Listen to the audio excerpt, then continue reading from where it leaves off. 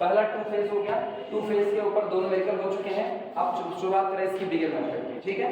बिगर method भी minimisation के case में इस्तेमाल किया जाता है और एग्जाम में बाकायदा प्रॉपर वे में लिख करके आएगा, solve the given linear programming problem by two phase method, solve the given linear programming problem by the bigger method. ये तुमको बाकायदा लिख करके हो देगा। और अगर ना लिख करके दिया, मिनिमाइजेशन का केस है, तो तुम्हारे ऊपर डिपेंड करता है, तुम चाहे तो उसको टू फेज से लगा दो और चाहे तो बिगिन से। लेकिन अगर उसने कह दिया तो फिर बिगिन से और टू फेज से, जिससे कहेगा उसी से लगाना पड़ेगा। बिगिन मेथड में लिखना, if objective function z, if objective function, if objective function, if objective function z is to be minimization, is to be minimized, is to be minimized, अगर आपका ऑब्जेक्टिव फंक्शन कैसा है, मिनिमाइज टाइप का है, then a very large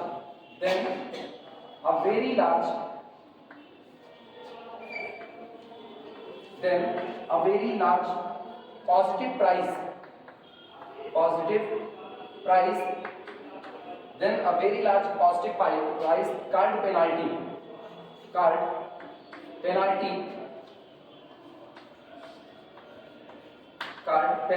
bracket close, plus capital M is assigned to each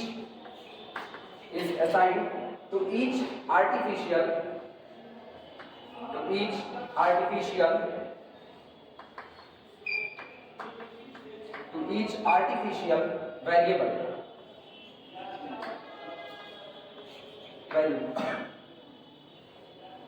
अगर आपका जो objective function है, जो आपका गोल है, वो मिनिमाइजेशन टाइप का है, तो ऐसे में जब आप आर्टिफिशियल वेरिएबल का इस्तेमाल करें तो आर्टिफिशियल वेरिएबल के साथ एक हाईएस्ट प्राइस प्लस m को ऐड कर दिया जाता है, जिसको पेनाल्टी कहा जाता है। ठीक, यही बात लिखी जा रही है। If objective function z is to be minimised, then a very large positive price called penalty plus m is assigned to each artificial variable. अब तक हम लोग टू फेज मेथड में आर्टिफिशियल वेरिएबल का कोफिशिएंट क्या लेते हैं, -1। इस बार हम आर्टिफिशियल वेरिएबल का कोफिशिएंट -1 नहीं लेंगे, बल्कि कितना लेंगे, प्लस है। लेकिन तब जब मेरी प्रॉब्लम किसकी होगी, मिनिमाइजेशन टाइप की प्रॉब्लम होगी। लाइन चेंज करके लिखना, सिमिलरली इसी प्रकार, similarly if z is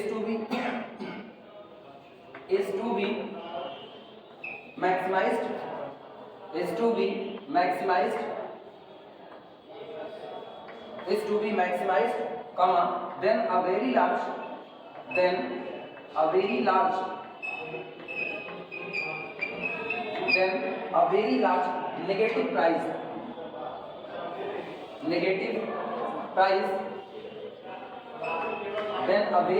negative price also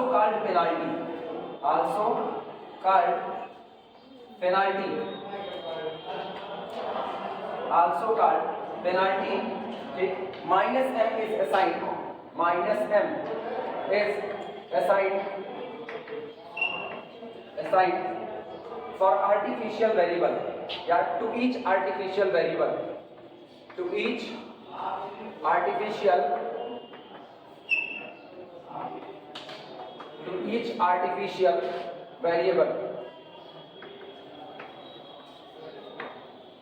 दो काम करने हैं।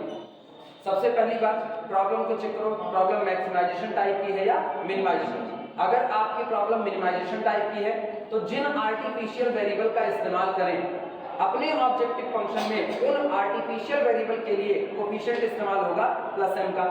और अगर मेरी प्रॉब्लम मैक्सिमाइजेशन टाइप की है तो जिन आर्टिफिशियल वेरिएबल का इस्तेमाल किया जाएगा उनका कोफिशिएंट कितना असाइन किया जाएगा, -m किया जाएगा। और दोनों को ही, चाहे आप +m कहो चाहे -m, दोनों को ही क्या कहा जाता है, पेनाल्टी कहा जाता है।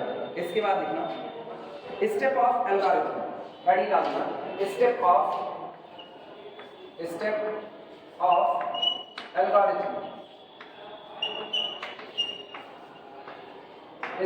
एल्गोरिथम,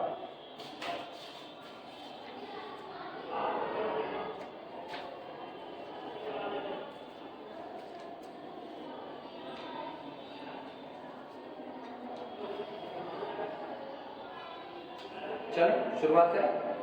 इसी को वर्किंग रूल कहा जाता है। ठीक, अगर वर्किंग रूल आपको पता है तो निश्चित तौर पर कोई भी प्रॉब्लम दी गई है, सामने वर्किंग रूल लिखा हुआ है, एक बार, दो बार, तीन बार सवाल लगाते वक्त वर्किंग रूल की जरूरत है। बाद में वो हैबिचुअल हो जाओगे, वो वर्किंग रूल अपने आप तुमको याद होगा, फिर उसको अलग से नकल करने की जरूरत नहीं पड़ेगी। लेकिन इनिशियल में एक बार पूरी मेहनत वर्किंग रूल पर करनी पड़ेगी। लिखना इसमें वर्किंग रूल में सबसे पहला, वर्किंग रूल में पहला लिखना, convert given LPP, convert given LPP, convert given linear programming problem। सबसे पहला काम, दी गई लीनियर प्रोग्रामिंग प्रॉब्लम को कन्वर्ट कीजिए into standard form, into standard form, into standard form. दी गई लीनियर प्रोग्रामिंग प्रॉब्लम को स्टैंडर्ड फॉर्म में कन्वर्ट कीजिए। कैसे? बाय एडिंग, जोड़ते हुए, बाय एडिंग स्लैक और सरप्लस, स्लैक और सरप्लस, स्लैक और सरप्लस एंड ऑब्लिक और आर्टिफिशियल वेरिएबल, आर्टिफिशियल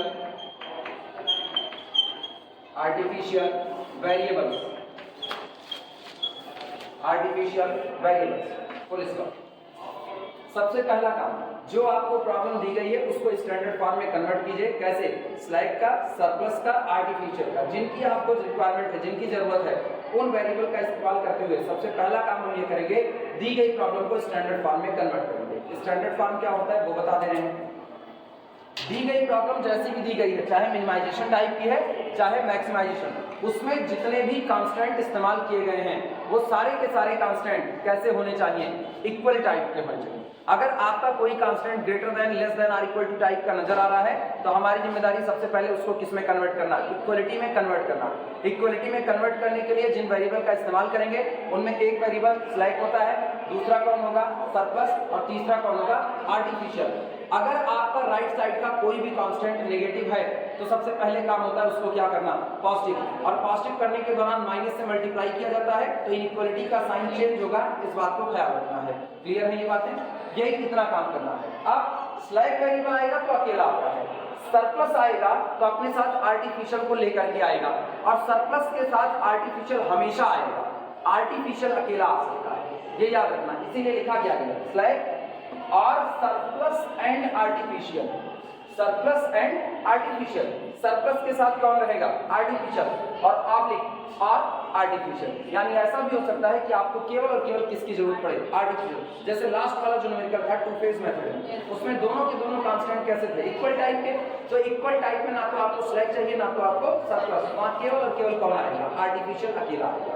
इतनी बातों में किसी को कोई दिक्कत? अगला लिखना, give a coefficient, give a coefficient,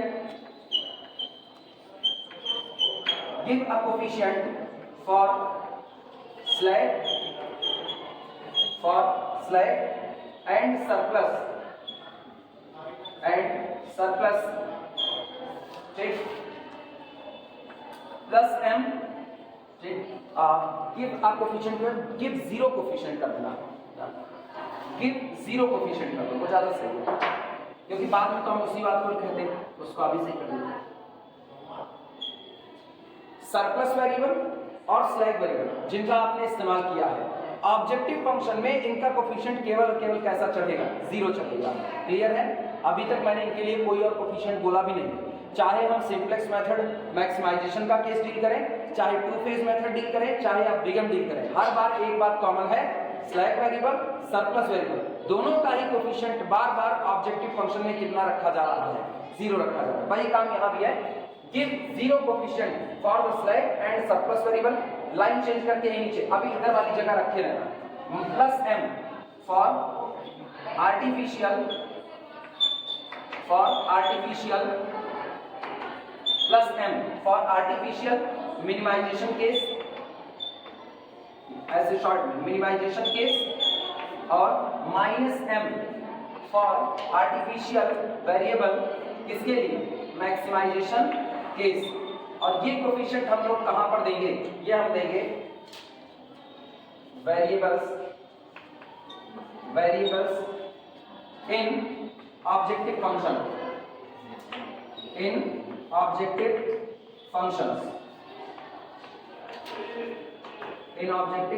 सुनो कैसे पढ़ा जाता है, लिख क्या है, give zero coefficient for the slack and surplus variables in objective function। पहला give, यहां से give plus m for artificial variable in objective function, give minus m for artificial variable maximization के केस में, कहां पर, in objective function।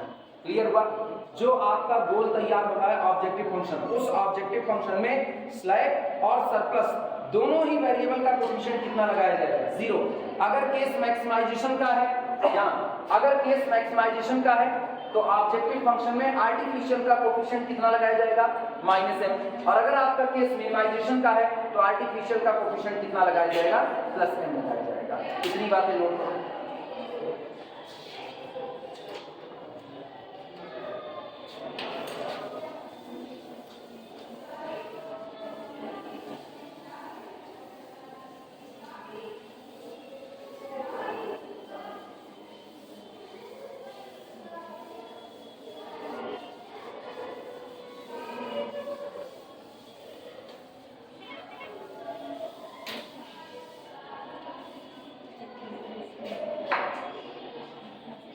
दूसरा working rule में second लिखना, second step, setup initial basic feasible solution, setup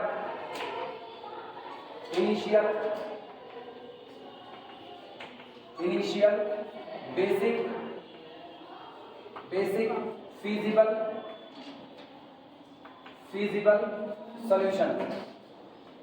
feasible solution, सारा process दिमाग में अपने क्लियर करते रहना, ठीक, लिखते चल रहे हैं, लेकिन अब इतने सवाल तो लगा चुके हो, 2-3 सवाल कि विजुलाइज हो सके।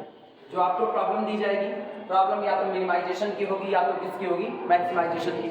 आपको जो कांस्टेंट, जो शर्तें लिखी जाएंगी, वो शर्तें या तो less than or equal to type की होंगी, या तो greater than or equal to type की होंगी, या तो इक्वल टू टाइप की होंगी। सबसे पहला काम हमको ये करना है कि हमको चेक करना है लिखे गए कांस्टेंट में राइट साइड में जो लिखे गए हैं कांस्टेंट, एक तरफ कांस्टेंट बोल रहे हैं शर्तें और एक तरफ कांस्टेंट बोल रहे हैं, मतलब वो फिक्स है, ठीक, जो अपने आप को चेंज ना करे।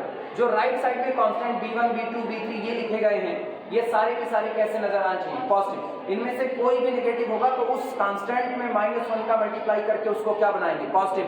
इस दौरान अगर इक्वलिटी का साइन चेंज होता है तो बिल्कुल उसको बदल दिया जाएगा। माइनस से मल्टीप्लाई करने पर less than or equal to convert होगा किसमें, greater than or equal to, और greater than or equal to convert होगा less than or equal to. पहला काम तो ये करना है कि सारे bi पॉजिटिव चाहिए, एक काम। दूसरा काम, अब आप जितनी इनइक्वालिटी नजर आ रही है उन इनइक्वालिटी को किसमें चेंज कीजिए, इक्वलिटी में। इक्वलिटी में चेंज करने के लिए अगर less than or equal to type का है तो वहां पर स्लैश इस्तेमाल होगा, वो +s कहा जाता है। अगर greater than or equal to type का है तो आर्टिफिशियल के साथ कौन आएगा, सरप्लस, यानी -s, और आर्टिफिशियल किससे रिप्रेजेंट होगा, कैपिटल A से। अगर केवल इक्वल टू टाइप का है तो केवल और केवल कौन होगा, आर्टिफिशियल। इतना काम करना है, सारे के सारे कांस्टेंट को इक्वलिटी में कन्वर्ट कर देना है। 2 काम हो गए। तीसरा काम, अब जब आप ये सारा काम कर लो तो अपने ऑब्जेक्टिव फंक्शन को मॉडिफाइड करो। जितना आपने स्लैक और सरप्लस वेरिएबल इस्तेमाल किया है इनका आप ऑब्जेक्टिव फंक्शन में कोएफिशिएंट कितना चढ़ा दो, 0 चढ़ा दो। क्लियर हुआ? और जो आपने आर्टिफिशियल इस्तेमाल किया है उनका कोएफिशिएंट या तो +m बनेगा या तो -m। +m कब बनेगा, जब केस होगा मिनिमाइजेशन का, और -m कब बनेगा, जब केस होगा मैक्सिमाइजेशन का। इतना काम हो गया। इतना काम करने के बाद एज प्रीवियस इनिशियल सॉल्यूशन का सेटअप होगा, यानी बराबर के लेफ्ट साइड में जो वेरिएबल है उनको बचाओ और बाकी सारे एक्सेस वेरिएबल को कितना रख देंगे, 0। ये मेरा इनिशियल सॉल्यूशन सेटअप कहलाता है। लिख रहे हैं इसी बात को, setup the initial basic feasible solution. फिर तीसरा स्टेप लिखना, third step, calculate CJ minus ZJ। Calculate CJ minus ZJ। अब बिल्कुल पहले तरीके से जैसे हम पहले किया करते थे वैसे ही CJ माइनस ZJ का क्या करेंगे, कैलकुलेशन। पहले कौन निकलेगा, ZJ, फिर कौन निकलेगा, CJ माइनस ZJ। ये कैलकुलेशन। अब सुनना, करंट बेसिक सॉल्यूशन। अब मेरे को लिख लेना फिर लिखना। अब जो लाइन लिख रहा है ये मेरे लिखने की बात। Current basic feasible solution is optimal if यदि जो आपने पहली बार सॉल्व किया सीजे माइनस जेडजे वगैरह निकाल करके जो आपको अभी सॉल्यूशन मिल रहा है, यही सॉल्यूशन आपका ऑप्टिमल सॉल्यूशन बन जाएगा अगर नीचे लिखी गई बात हो। एक बात हम जो कर रहे हैं ये वाली बात, ये हम करें मिनिमाइजेशन केस के लिए, मिनिमाइजेशन केस, और इधर हम बात कर रहे हैं किसके लिए, maximisation case.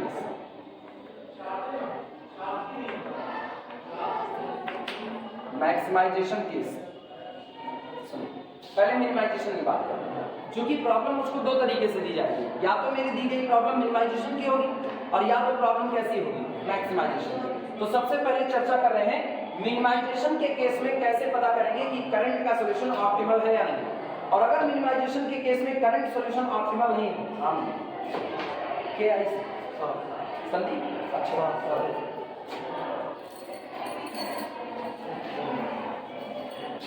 Current basic feasible solution minimisation के केस में ऑप्टिमल सॉल्यूशन बन जाएगा अगर नीचे लिखी गई बात हो, ऑल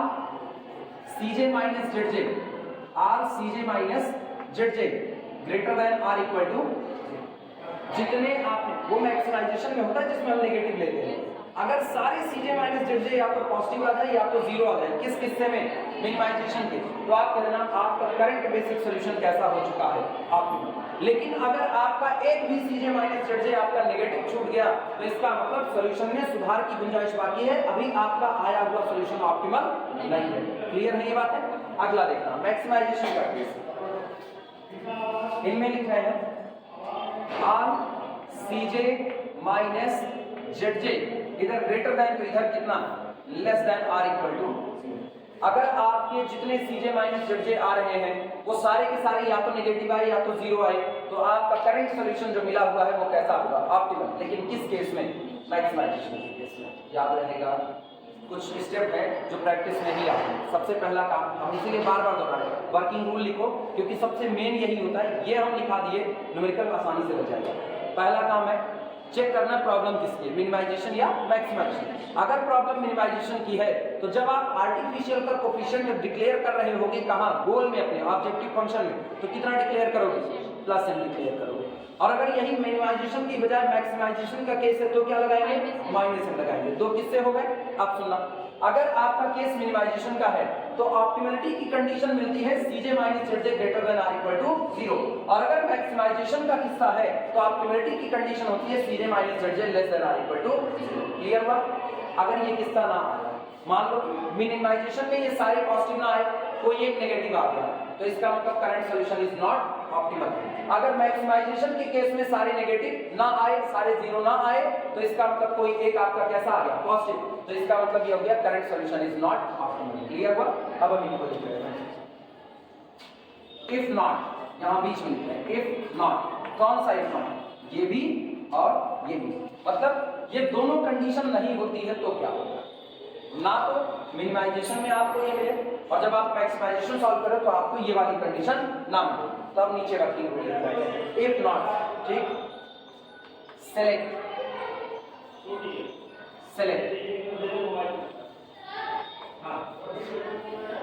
सुनो, इधर किसके लिए काम करेंगे, इधर मिनिमाइजेशन, इधर किसके लिए काम करेंगे, मैक्सिमाइजेशन। पहले मिनिमाइजेशन में कर रहे हैं।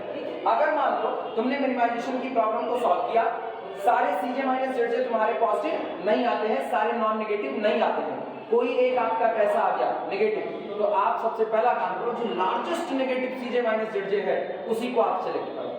वापस सुनना हम क्या होगा, इधर आपके अगर कुछ सीजे माइनस जेडजे कैसे आ गए, नेगेटिव, तो उनमें से कौन सा सेलेक्ट किया जाएगा, लार्जेस्ट नेगेटिव वाला सेलेक्ट किया जाएगा। इधर अगर आपके कुछ सीजे माइनस जेडजे पॉजिटिव आ गए तो कौन सा सेलेक्ट करेंगे, लार्जेस्ट पॉजिटिव सेलेक्ट करेंगे। बस याद रहेगा, यही बात लिख रहे हैं, देखना सेलेक्ट, क्या लिखे, select largest negative CJ minus जेडजे।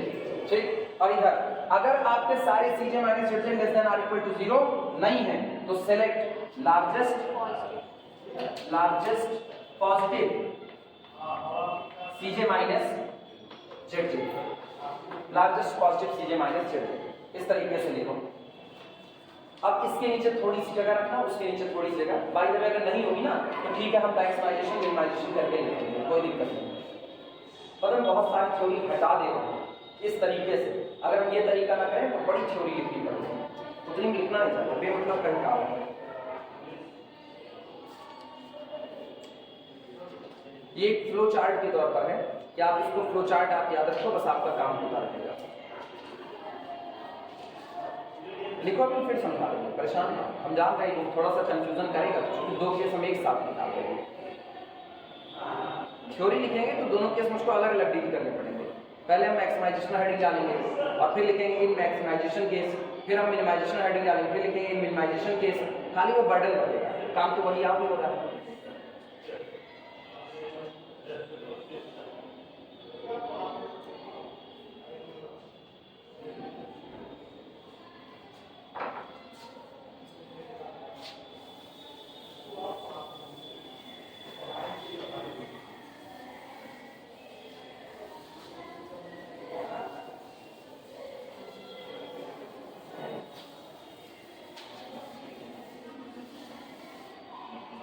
ये पेपर चलाओ, इस पे अटेंडेंस।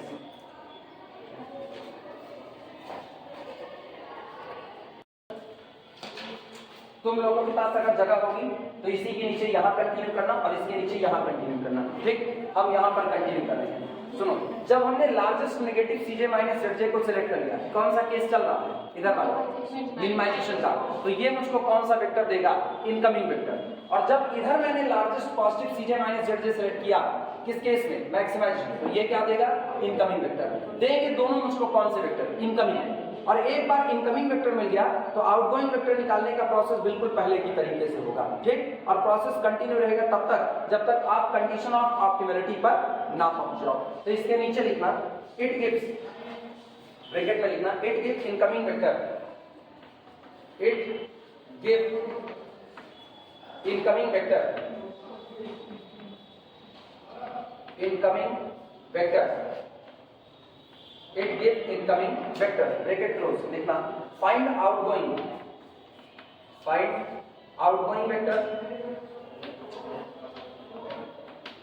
find outgoing vector। अब आपकी जिम्मेदारी है कि आप क्या निकालिए? आउटगोइंग वेक्टर को निकालिए। ठीक, continue the process, continue the process, continue the process. और तब तक प्रोसेस को कंटिन्यू कीजिए। ठीक, continue the process bye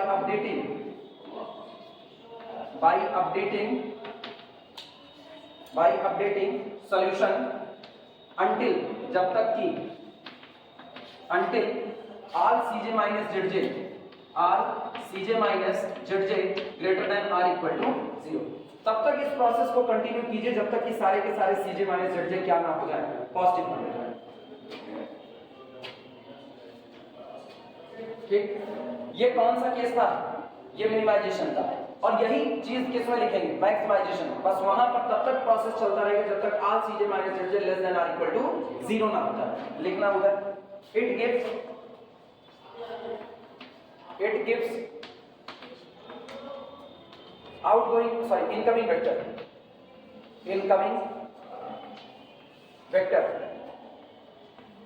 it gives incoming vector.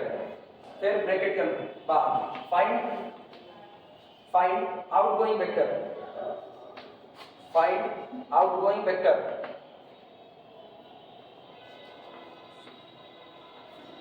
Find outgoing vector, full stop. Continue the process, continue the process, continue the process by updating solution,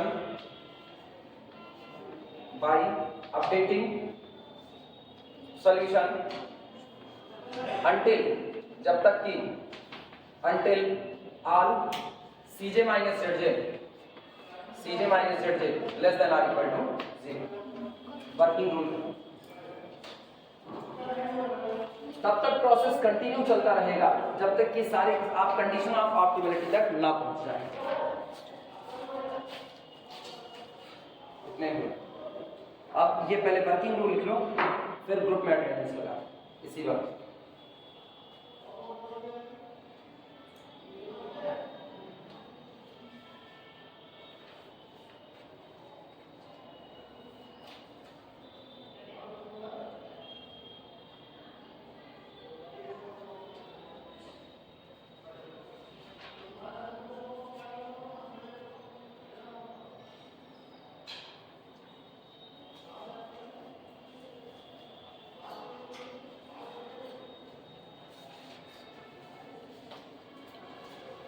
हो जाता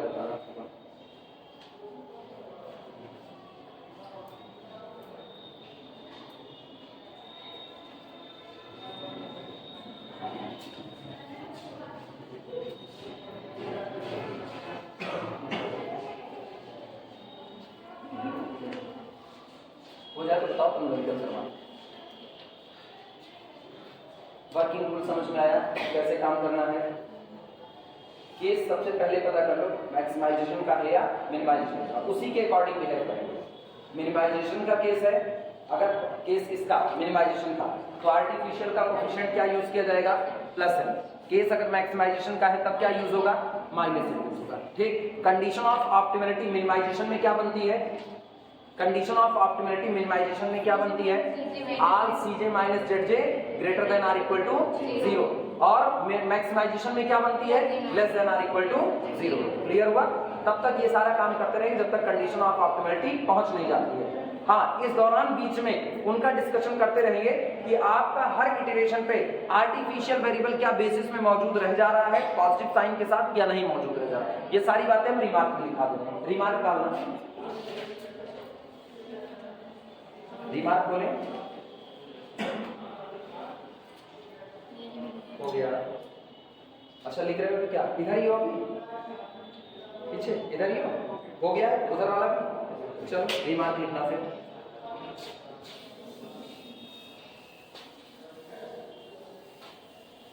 group में attendance लगा दो। उससे एक काम तो बोलो मत, ये सारे काम बड़े जरूरी हैं।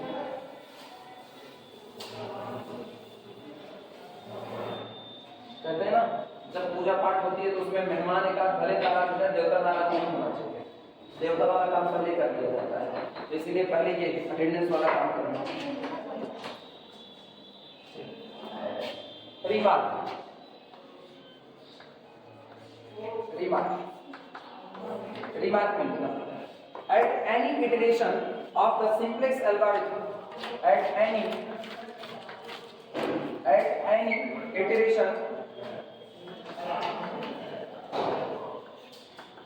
at any iteration of the simplex algorithm of the simplex iteration मतलब क्रमागत लगातार जो आता रहता है इटरेशन। इसकी मेरे को शुद्ध हिंदी नहीं याद है। इसका एक मतलब होता है कि आप लगातार हर बार जो काम कर रहे हो, इटरेशन दोहराओ, इटरेशन हर दोहराओ, इसको दोहराओ बोलते हैं शायद। आगे में दूसरा कुछ हिंदी भूल गए। इटरेशन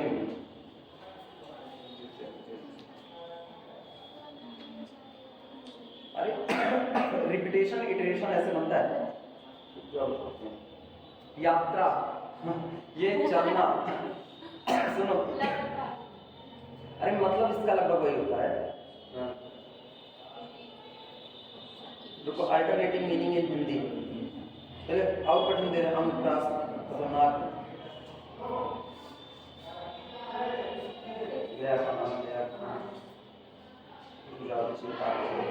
शुद्ध हिंदी हमको भी नहीं आती।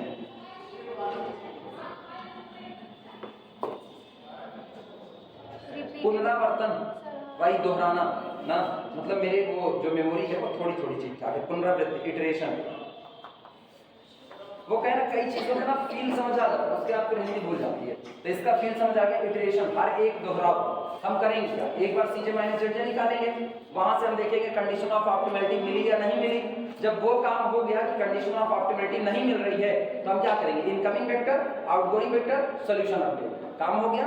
इसके बाद फिर हम वही चीज दोहराएंगे, फिर हम क्या निकालेंगे, सीजे माइनस जेड, फिर इनकमिंग वेक्टर मिला, फिर आउटगोइंग वेक्टर, फिर सॉल्यूशन को क्या करेंगे, अपडेट। तो हर दोहराव के दौरान आपको इन बातों का ख्याल रखना है जो अब होने जा रही है। लिखा गया है at any iteration of the simplex algorithm, simplex algorithm,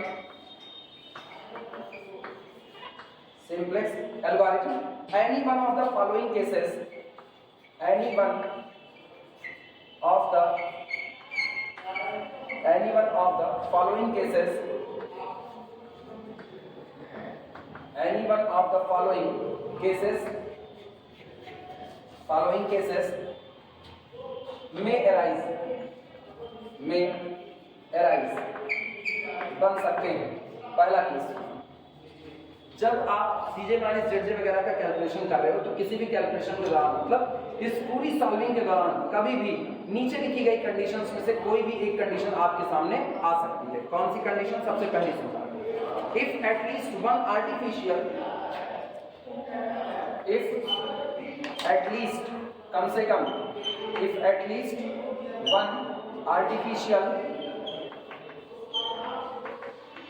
if at least one artificial variable is present, variable is present, variable is present in the basis, in the basis, in the basis with zero value, with zero value, with zero value, and और इसके साथ the coefficient and the coefficient of capital M in each Cj minus Zj, in each Cj minus Zj value is non-negative, is non-negative, is non-negative, comma करके लिखना, then the given LPP has no solution, then the given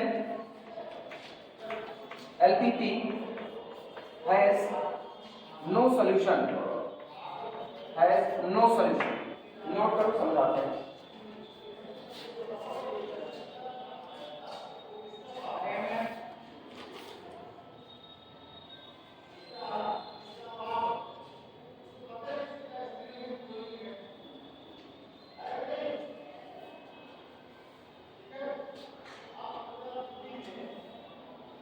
attendance पड़ा गई sir,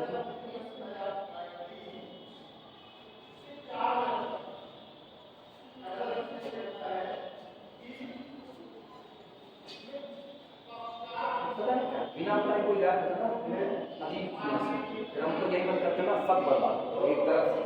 हम अपना late नहीं होते, अभी हम लेट आएंगे तब नाक बिल्कुल सिकुड़ जाएगा। टीचर 15 मिनट लेट आना चालू करें ना, नाक में सिकुड़ना चालू हो जाएगा। सिकुड़ना भी चाहिए बिल्कुल, हम घर से चल करके आए पढ़ने के लिए और आप लेट आ रहे हो तो बात तो बराबर है, ताली दोनों तरफ से बजेगी। हम आ रहे हैं तो तुमको आना पड़ेगा। तुम घर पर बैठ करके सोच रहे हो हम आराम करेंगे, काहे करोगे? स्टूडेंट लाइफ में आराम तो बना ही नहीं। याद आया? बस वही स्लोक है, वो याद रखो। पूरा हमको कहने की जरूरत नहीं, आगे तुम लोग समझ गए, लेकिन लोग उसको क्या किए, मॉडिफाइड कर दिए ना। खूस भोजन दान अभी मॉडिफाइड किए पड़े हुए हैं, तो वैसे लोग कुछ नहीं किया जा सकता। तो हुआ क्या इसमें, दिमाग दौड़ा। ये कह रहे हैं कि आप जब Cj माइनस Zj को कैलकुलेट कर रहे हैं तो Cj माइनस Zj को कैलकुलेट करके जब आप कंडीशन ऑफ ऑप्टिमैलिटी चेक करें, आखिरी में आप आ गए लास्ट स्टेज। तो लास्ट स्टेज पे जब आए तो आप देखिए जितनी आपके पास Cj माइनस Zj की वैल्यू आ रही है, आखिरी मतलब कंडीशन ऑफ ऑप्टिमैलिटी पहुंच चुके हैं। कंडीशन ऑफ ऑप्टिमलिटी पहुंचने के बाद चेक करो कि आपके पास बेसिस में एक आर्टिफिशियल वेरिएबल रह जाए।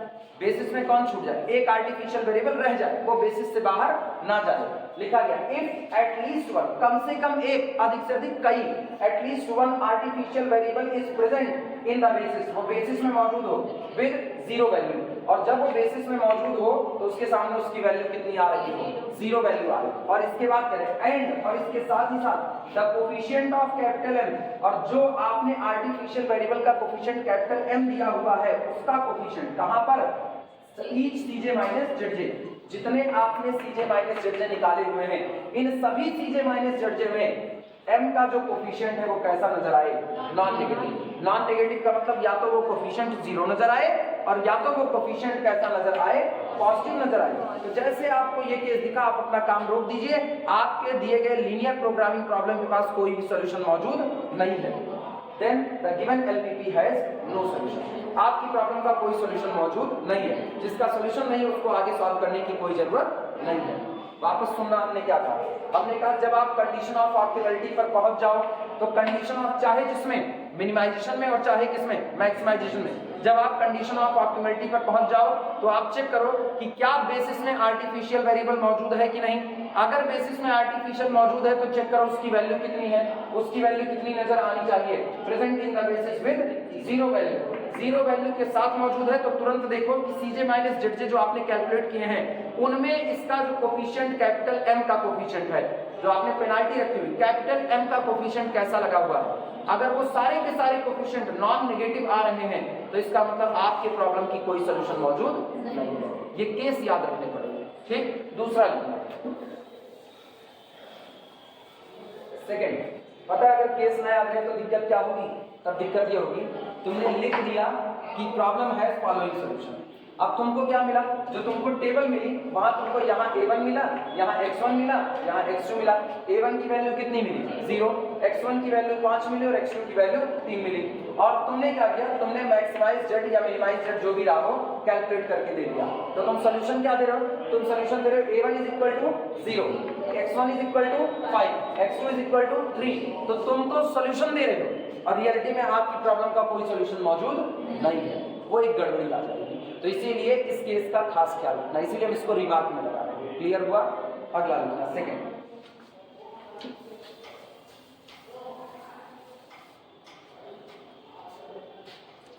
if at least one artificial is present, if at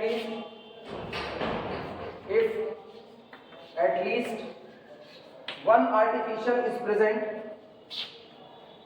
one artificial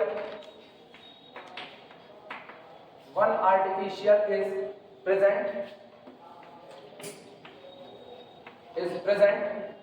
in the basis, is present in the basis।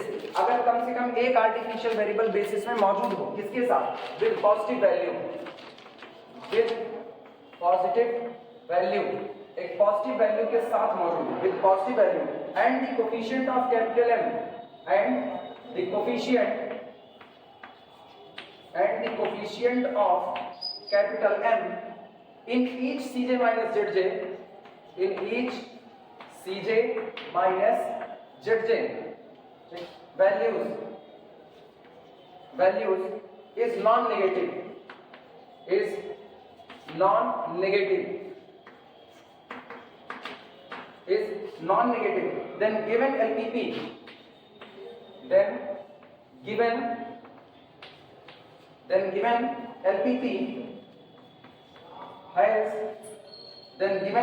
has no optimum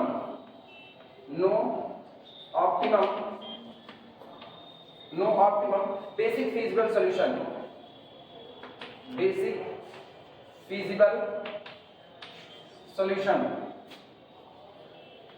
no optimum basic feasible solution। in this case, ऐसे मामलों में in this case the given LPP has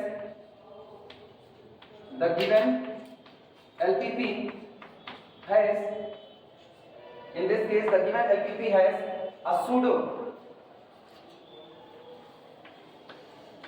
पढ़ा pseudo जाता है, लिखा एस्यूडो जाता है, आगे पी रहेगा, पी साइलेंट हो जाता है। एस्यूडो ऑप्टिमम बेसिक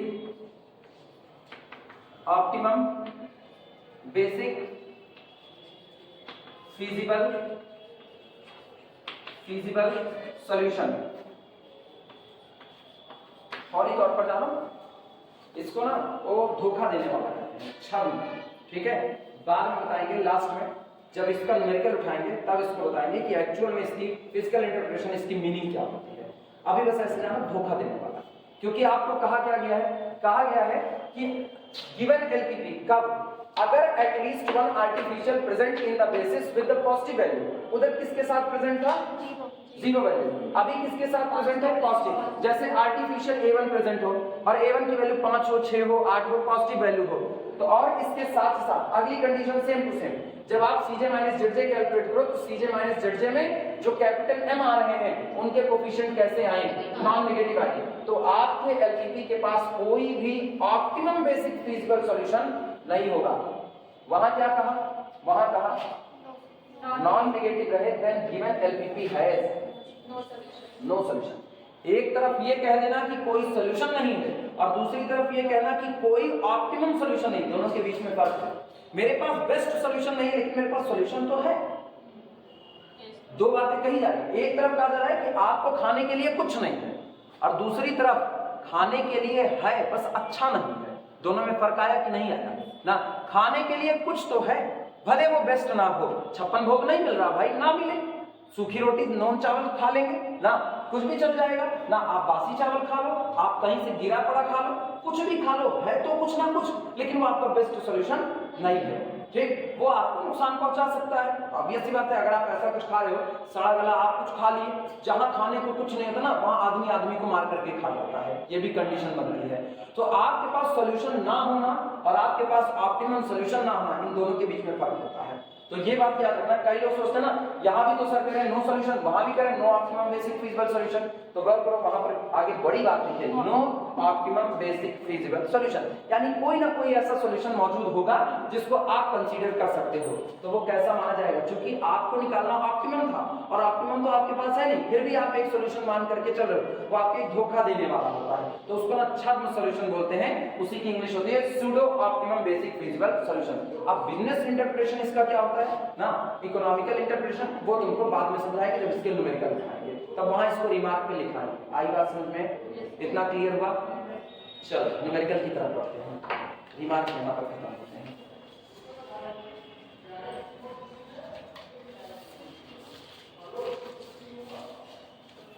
टाइम का क्या हो रहा है, 11 से 17, कुछ तो हो ही जाएगा। वो ओपन करें,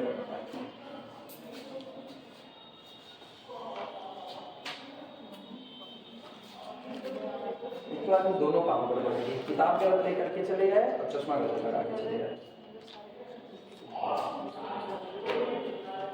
काला चश्मा ये और दिक्कत दे रहा है।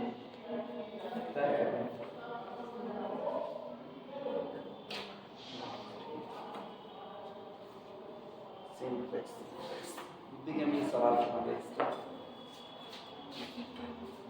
दोनों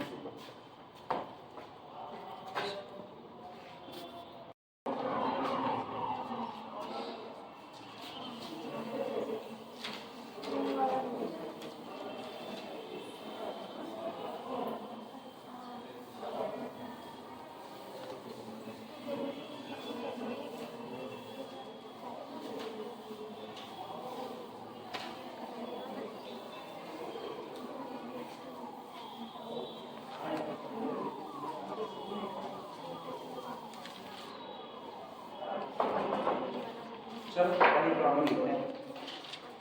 लिखना solve by using bigger method, solve by using bigger method, solve by using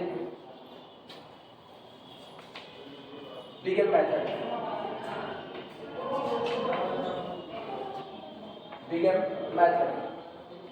चलो प्रॉब्लम दी गई है, प्रॉब्लम है minimize z is equal to 5x1 plus 3x2 subject to constant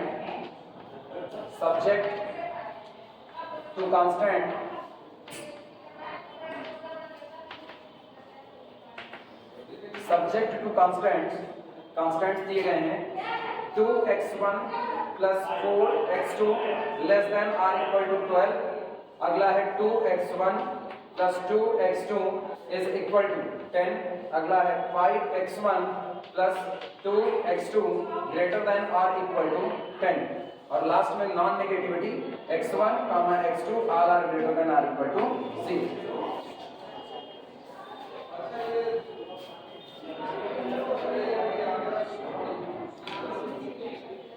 सबसे पहला काम दी गई प्रॉब्लम को स्टैंडर्ड फॉर्म में कन्वर्ट करना।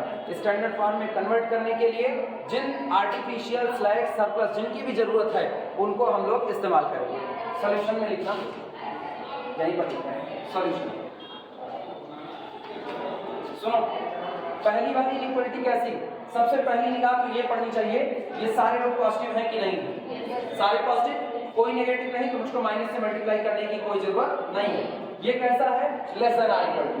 ये कैसा? Greater than. और ये कैसा? Equal to. तीनों टाइप के लोग मौजूद हैं। इसका मतलब यहाँ पर केवल किसका इस्तेमाल?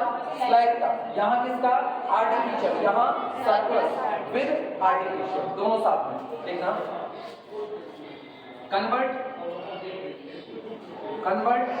गिवन प्रॉब्लम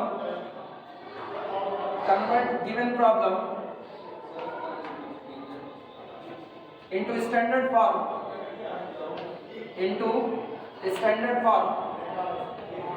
ऐसे शॉर्ट में लिखते हैं डॉट करके into standard form by using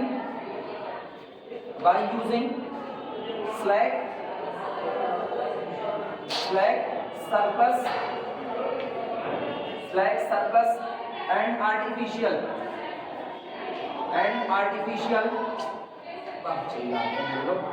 artificial variables।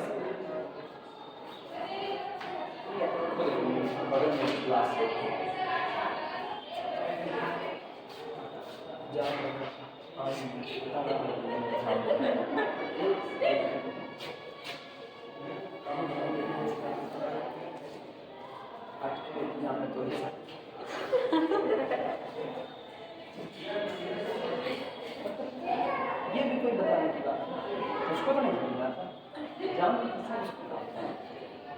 अभी जोर जोर से बोले तो पानी झगड़ा करने के वही मैडम है झगड़ा कर। अच्छा वो झगड़ा पड़ता है ना तो अचानक से होता है, अचानक से। इसके बाद चेंज करो तो मिनिमाइज जेड गोल में फिलहाल कोई बदलाव नहीं करेंगे। अभी हम उसको एज इट इज रख रहे हैं।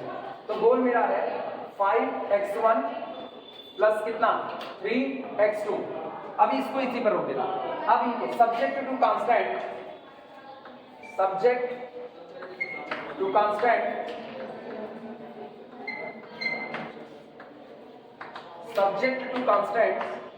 चलो चेक करो। पहला क्या है 2x1 प्लस 4x2 और प्लस कितना s1 इज इक्वल टू 12। अब ये याद रखना s1 आपका कौन सा है? Slag variable. तो मर्जी हो तो यही बता देना s1 किसे रिप्रेजेंट करेगा? स्लैग। बस ऐसे लिख देना स्लैग, बाकी पूरा लिखने की जरूरत नहीं। अगला ये कितना है 2x1 प्लस 2x2 और फिर कितना plus artificial a1 is equal to कितना 10। यहाँ पर a1 आपका कौन है? आर्टिफिशियल। सब कहीं बताते चलोगे a1 आर्टिफिशियल। इस पर आप 5x1 प्लस कितना 2x2। अब सुना माइनस के साथ माइनस s2 क्योंकि s1 इस्तेमाल हो चुका है, माइनस s2 और प्लस a1 इस्तेमाल है तो a2 इज इक्वल टू कितना हो गया 10। यहाँ पर s2 एंड a2 ये कौन है? ये है सरप्लस एंड आर्टिफिशियल।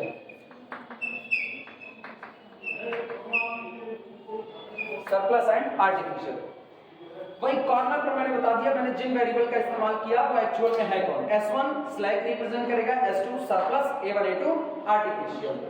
अच्छा, लास्ट में non negativity restrictions and x1, x2, s1, s2, a1, a2 all are greater than or equal to 0। Note करो।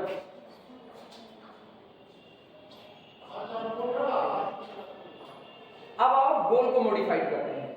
गोल का मॉडिफिकेशन है, ये याद रखना, जब टू फेज मेथड की शुरुआत हुई थी तो वहां पर हम लोग क्या करते थे, जितने डिसीजन वेरिएबल हैं उनके सारे कोफिशिएंट 0 भर देते थे। डिसीजन के भी, यहां डिसीजन के साथ कोई छेड़छाड़ नहीं, डिसीजन का जो कोफिशिएंट था जैसा था एज इट इज लिया जाएगा। लेकिन स्लैक का और सरप्लस का कोफिशिएंट कितना लिया जाएगा, 0। तो डिसीजन वेरिएबल में 5x1 + 3x2 ये चलेगा। आओ यहां पर सरप्लस और स्लैक को देखते हैं। तो प्लस कितना, 0 S1, क्योंकि S1 कौन है, स्लैक, उसका कोफिशिएंट 0। S2 कौन है, सरप्लस, तो प्लस 0 S2 और फिर प्लस। ये बताओ प्रॉब्लम मिनिमाइजेशन या मैक्सिमाइजेशन? मिनिमाइजेशन। मिनिमाइजेशन में आर्टिफिशियल का कोफिशिएंट प्लस m या माइनस m, प्लस m। तो प्लस कैपिटल M A1 और प्लस कैपिटल M A2 सब मॉडिफाइड हो गए। नोट करो, यही चीजें याद रखनी है। सर S2 सरप्लस यहाँ निगेटिव है और वहाँ पॉजिटिव रहेगा। पॉजिटिव नहीं, S2 जो होता है ना वो एक सिंबॉलिक के तौर पर है। तुम अगर -S2 बोलोगे तब भी ठीक है। तुमने S2 को सरप्लस कहा तो अपना साइन नेगेटिव लेकर के आएगा, तब ये कहा जाता है। नहीं समझी? सुनो, S1 जो होता है एक्चुअली ना सरप्लस और स्लैक दोनों को हम इसलिए S1 S2 इस तरह से रिप्रेजेंट करते हैं क्योंकि उनकी शुरुआत S से होती है, सरप्लस और स्लैक की। तो कौन स्लैक है कौन सरप्लस ये मुझको बताना पड़ेगा। अगर हम सिंपली कहेंगे तो अपने साइन के साथ लिखे जाएंगे तो साफ पता है। जैसे प्लस S1 लिख दिए तो दुनिया को पता है कि ये कौन है, स्लैक है। हमने -S2 लिख दिया, दुनिया को पता है ये कौन है, सरप्लस। मैंने साइन ना लगाया, साइन ना लगाया तब दुनिया को बताना है, तो दुनिया को बताएंगे, कैसे बताएंगे, तब पूरा नाम लिख बताएंगे, भैया S1 स्लैक है, S2 सरप्लस है, तब मैंने साइन नहीं लगाया। साइन लगाने का मतलब है आपको बोलने की जरूरत ही नहीं है, सामने वाला समझदार है। प्लस S1 का मतलब वो क्या समझेगा, स्लैक। -S2 का मतलब वो क्या समझेगा, सरप्लस। दुनिया कम समझदार थी, हमने लिख दिया S1 स्लैक, S2 सरप्लस। तो अब S2 जब लगेगा तो S2 किसके साथ लगेगा, अपने साइन के साथ लगेगा। क्लियर हुआ? सर वहाँ नहीं लगेगा अपनी साइन के साथ है इसमें बच्ची? हाँ। ना कोई जरूरत नहीं, 0 से मल्टीप्लाई होने पे साइन क्या, जब दुनिया ही 0 से मल्टीप्लाई हो रही है तो फिर मतलब ही क्या रह गया उसका, आप समझे? तो वहां प्लस माइनस का ऐड हो जाए बिना मतलब का। ज्यादा थोड़ा के हिसाब से ये ला दो, चाहे इसे काम करो, वो तो अपने ऊपर है। अब अगला काम जानते हो क्या होगा, initial solution setup. Initial solution setup में आओ यही बराबर के पास, बराबर के लेफ्ट साइड में जो लोग हैं बस इन्हीं को बचा लेना, एकदम बगल वाले को, और बाकी सबको क्या कर देंगे, 0 कर देंगे। क्यों? क्योंकि मेरे पास कांस्टेंट सॉरी इक्वेशन कितने, 3 और वेरिएबल कितने, 6। तो 6 में से 3 निकालो, 3 आपके बचेंगे और 3 आपके क्या हो जाएंगे, 0। कौन कौन बचेगा, S1 बचेगा, A1 बचेगा, A2 बचेगा, बाकी X1 X2 S2 ये लोग क्या हो जाएंगे, 0। लिखना initial solution setup, initial solution setup, initial solution setup किसमें लिखना, टेक x1 बराबर x2 बराबर s2 बराबर कितना, 0। इनिशियल सॉल्यूशन बी गेट, सीधे लिखो we get, initial solution we get initial solution. बोलो इनिशियल सॉल्यूशन क्या मिलेगा, अपने क्या मिलेगा, s1 बराबर 12, अगला A1 बराबर 10, अगला A2 बराबर वो भी कितना, 10। नोट कर लो, तो टाइम भागता रहता है 11 मिनट। ठीक, चलो टेबल सेटअप करते हैं। अब तो वही एक काम बचा,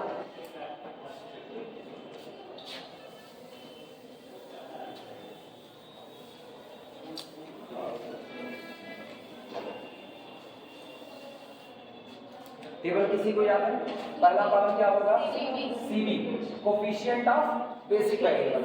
ये वाला कौन होगा, capital B, variable in basis. ये कौन होगा, small B, that is value of basic variable. ठीक, अब इधर आपकी decision x1 x2 s1 s2 a1 a2।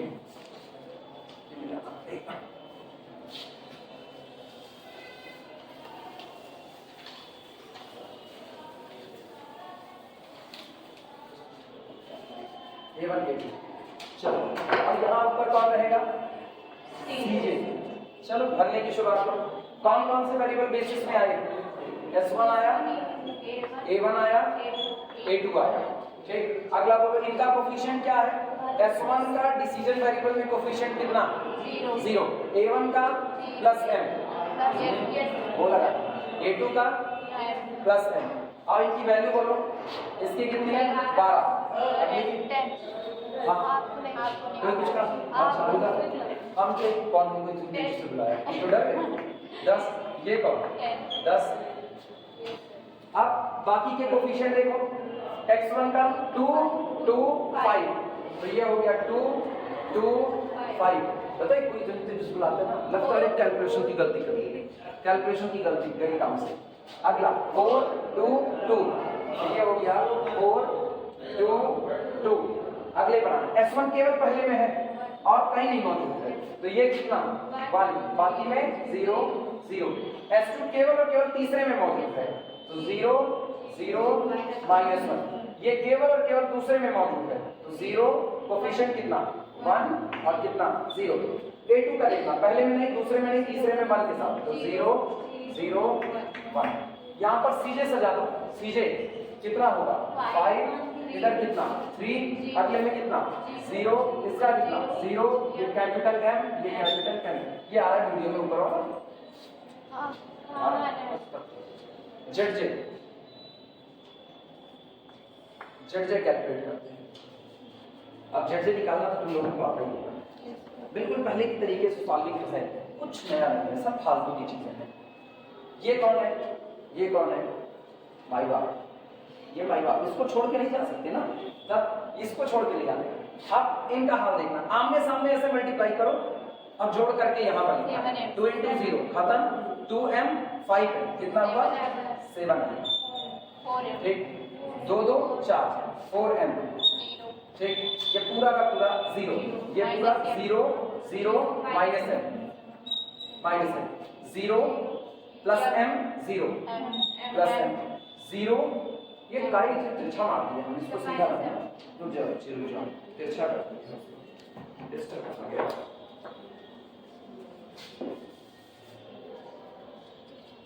0 0 0, अभी सही, 0 0 प्लस m और Cj माइनस ZJ निकालते हैं, Cj माइनस ZJ 5 - 7 है, 5 - 7।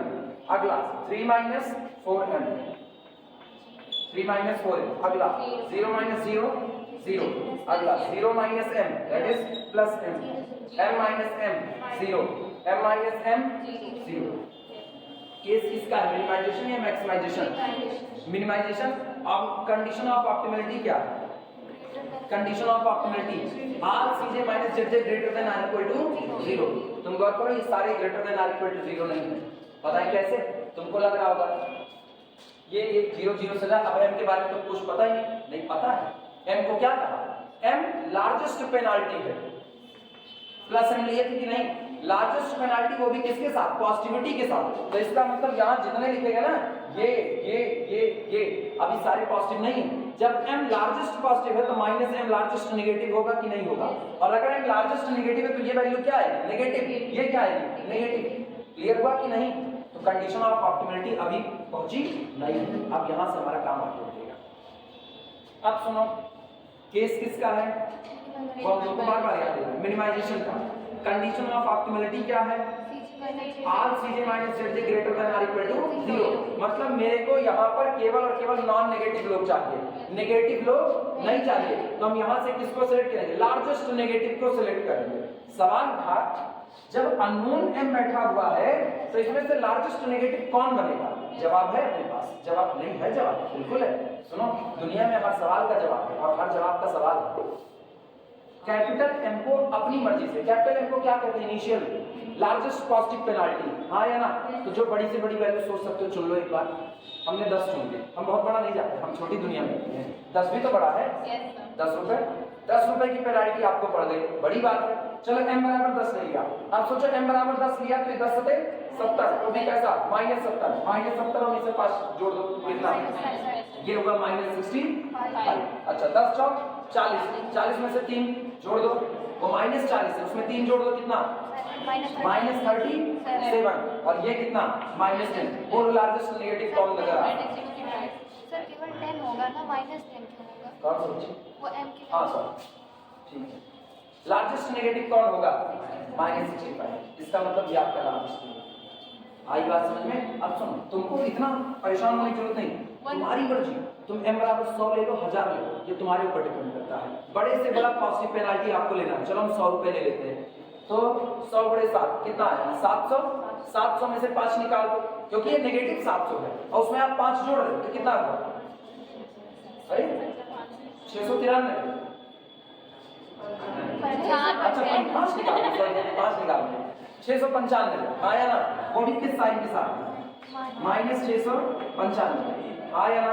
अगला बोलो यहाँ पर 100 लो, तो 100 चौके 400, वो भी कैसा? नेगेटिव। अब नेगेटिव 400, उसमें 3 जोड़ दो, कितना आया? -397, 3 ही तो जोड़ रहे हैं, -397, वो बेचारा कितना रहेगा? प्लस के साथ।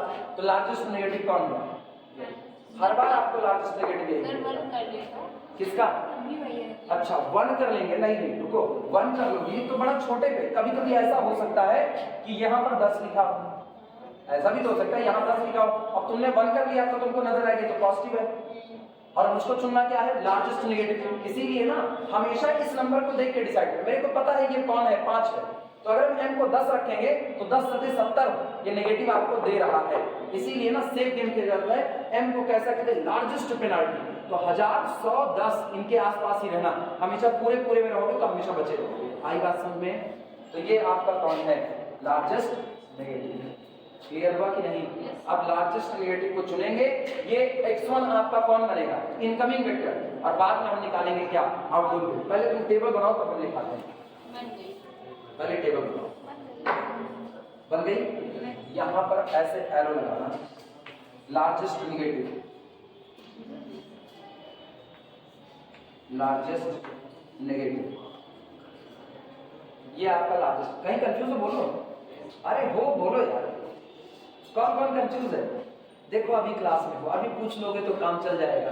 बोलो कहाँ कंफ्यूज हो? बगल वाला दूर हो गई कंफ्यूजन, इधर तुम ही कंफ्यूज थे, बोलो पीछे पीछे पक्का थे यार, तुम उनसे कुछ पूछ रहे थे, हम देखे ध्यान दिए, बस हम बोल रहे थे तब नहीं बोले तुम। हाँ नहीं पीछे, तुम्हारे पीछे, हाँ नहीं कंफ्यूज थे तुम, ठीक? कहाँ थे बताओ?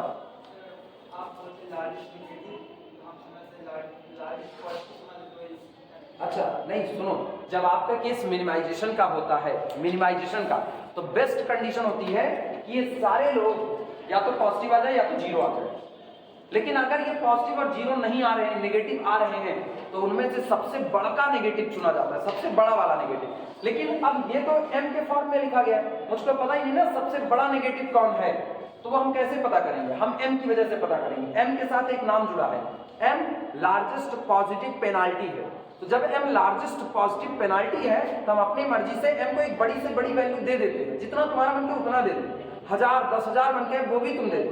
हमने 10 से काम चला लिया, हम m बराबर कितना दिए? 10। छोटी क्वांटिटी मत देना, जैसे अभी मैंने 1 दे दिया था, 1 दोगे तो ये पॉजिटिव बचने लगेगा, वो बवाल हो जाएगा। मतलब अभी तो नेगेटिव बचेगा, जिस दिन ये बड़ा हो गया उस दिन नेगेटिव बचेगा, तो सेफ जोन में रहेंगे।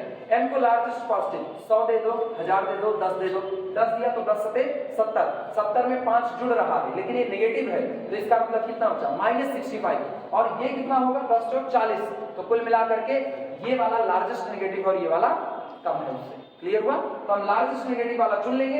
इसके सामने कौन वेरिएबल बैठा है? x1, x1 बेसिस में इंटर करेगा, और कौन छोड़ करके जाएगा ये आगे की बात है। क्लियर हुआ?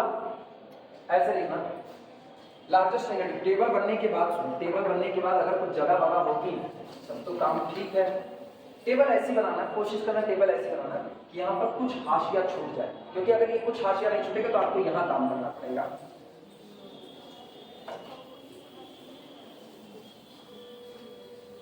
एक तो हम जब भी सवाल उठाते हैं ना तब मेरी क्लास आधी हो जाती है, मेरे को ना टाइम प्रेशर आता था, कितना 40 हो ही गए, 11:40।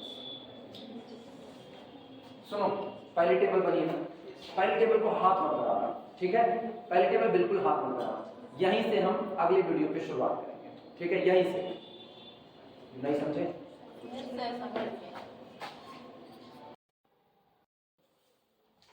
यहाँ पर 5 - 7 है हमारे पास लार्जेस्ट नेगेटिव आया। अगर 5 - 7 लार्जेस्ट नेगेटिव है तो इसके ठीक ऊपर मौजूद वेरिएबल ये x1 ये बेसिस में एंटर करेगा, तो हम लोग यहीं पर लिख देते हैं नीचे x1 enter the basis, x1 enter the basis, short में ऐसे लिख देना x1 enter the basis. Minimum exchange ratio निकालते हैं जिससे आउटगोइंग वेक्टर पता चले, तो यहां लिखते हैं minimum exchange ratio, minimum exchange ratio, और ये हमारा होगा xb अपॉन जिस वेरिएबल को इनकमिंग वेक्टर के तौर पर ले रहे हैं x1, तो xb अपॉन x1 हम डिवाइड करते हैं, देखते हैं कितना होगा। xb में सबसे पहले ध्यान देना सामने है 12 और यहाँ पर 2 है, तो पहला रेशियो आएगा आपका 12/2, यानी कि आपका आया 6। इसके बाद फिर अगला देखते हैं, यहाँ पर 2 मौजूद है, 10/2 10/2, ये आ गया 5। इसके बाद अगला देखते हैं 10/5, तो 10/5 ये आ गया 2, और इन सब में मिनिमम है 10/5। अगर मिनिमम 10/5 है तो इसके सामने एरो लगाते हैं, यहाँ इसके ठीक सामने मौजूद वेरिएबल a2 ये बेसिस को छोड़ करके जाएगा, तो यहाँ हम लोग लिख देते हैं a2 leave the basis, short में ऐसे लिख देना a2 लीव द बेसिस।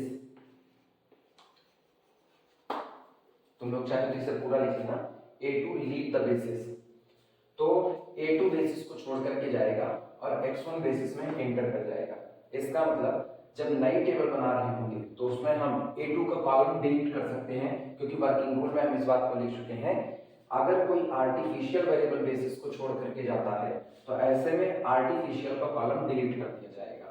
यहाँ पर लिखते हैं अब अगला काम की एलिमेंट पता करना। देखना इस रो से पीछे और इसके ऊपर आए टकराएंगे यहाँ 5 पर, तो इसे घेरा मार देते हैं, ये हमारा हो गया की एलिमेंट, यही शॉर्ट में लिख देना इसे भी की एलिमेंट, की एलिमेंट। चूंकि की एलिमेंट 5 है यहां पर लिख रहे हैं key element, key element is equal to 5 does not equal to 1, so इसलिए फॉर न्यू टेबल, नई टेबल के लिए, सो फॉर न्यू टेबल, जो नई टेबल होगी उसके लिए हम लोग एक काम करेंगे, थर्ड रो का हाल देखना है। जो थर्ड रो है इसमें की एलिमेंट को 1 बनाने के लिए पहले पूरे में 5 से डिवाइड किया जाएगा, तो लिखते हैं R3 new, R3 new is equal to ये होगा R3 old, R3 old divided by 5। एक काम ये हो गया, जब हमने पूरे में 5 से डिवाइड किया तो ये हमको 1 नजर आने लगा है। एक बार ये 1 बन गया तो इसके ऊपर कौन मौजूद है 2, इसके ऊपर भी 2, यानी हम थर्ड रो में 2 से मल्टीप्लाई करके सेकंड और फर्स्ट रो से सब्सट्रैक्ट कर देंगे। यहां लिखते हैं R1 न्यू, नई बनी हुई जो पहली रो होगी वो होगी R1 ओल्ड, R1 ओल्ड, और R1 ओल्ड में से हम घटा देंगे R1 old minus R1 old minus R3 sorry 2 times of the R3 new, ये काम।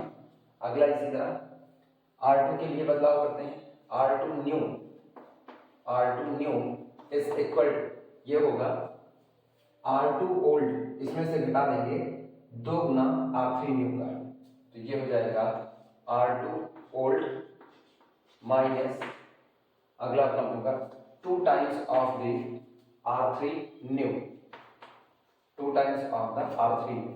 चल नई टेबल मॉडिफाइड करते हैं। सबसे पहला काम थर्ड रो को बदलने का।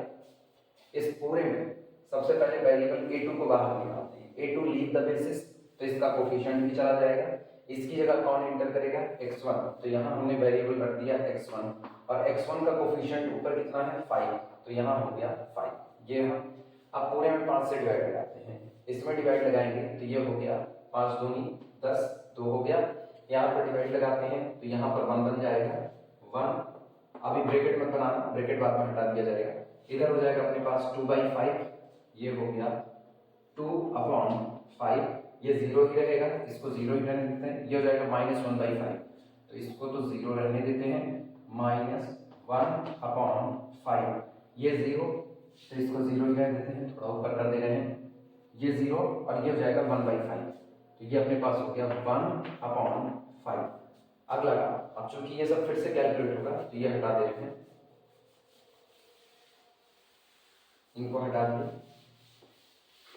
ऑपरेशन आगे बढ़ाते हैं, इसमें 2 से मल्टीप्लाई करके ऊपर वाले से घटाना है, तो 2 दूनी 4 और 10 में से 4 यहाँ पर निकाल देते हैं, ये अपने पास हो गया 6।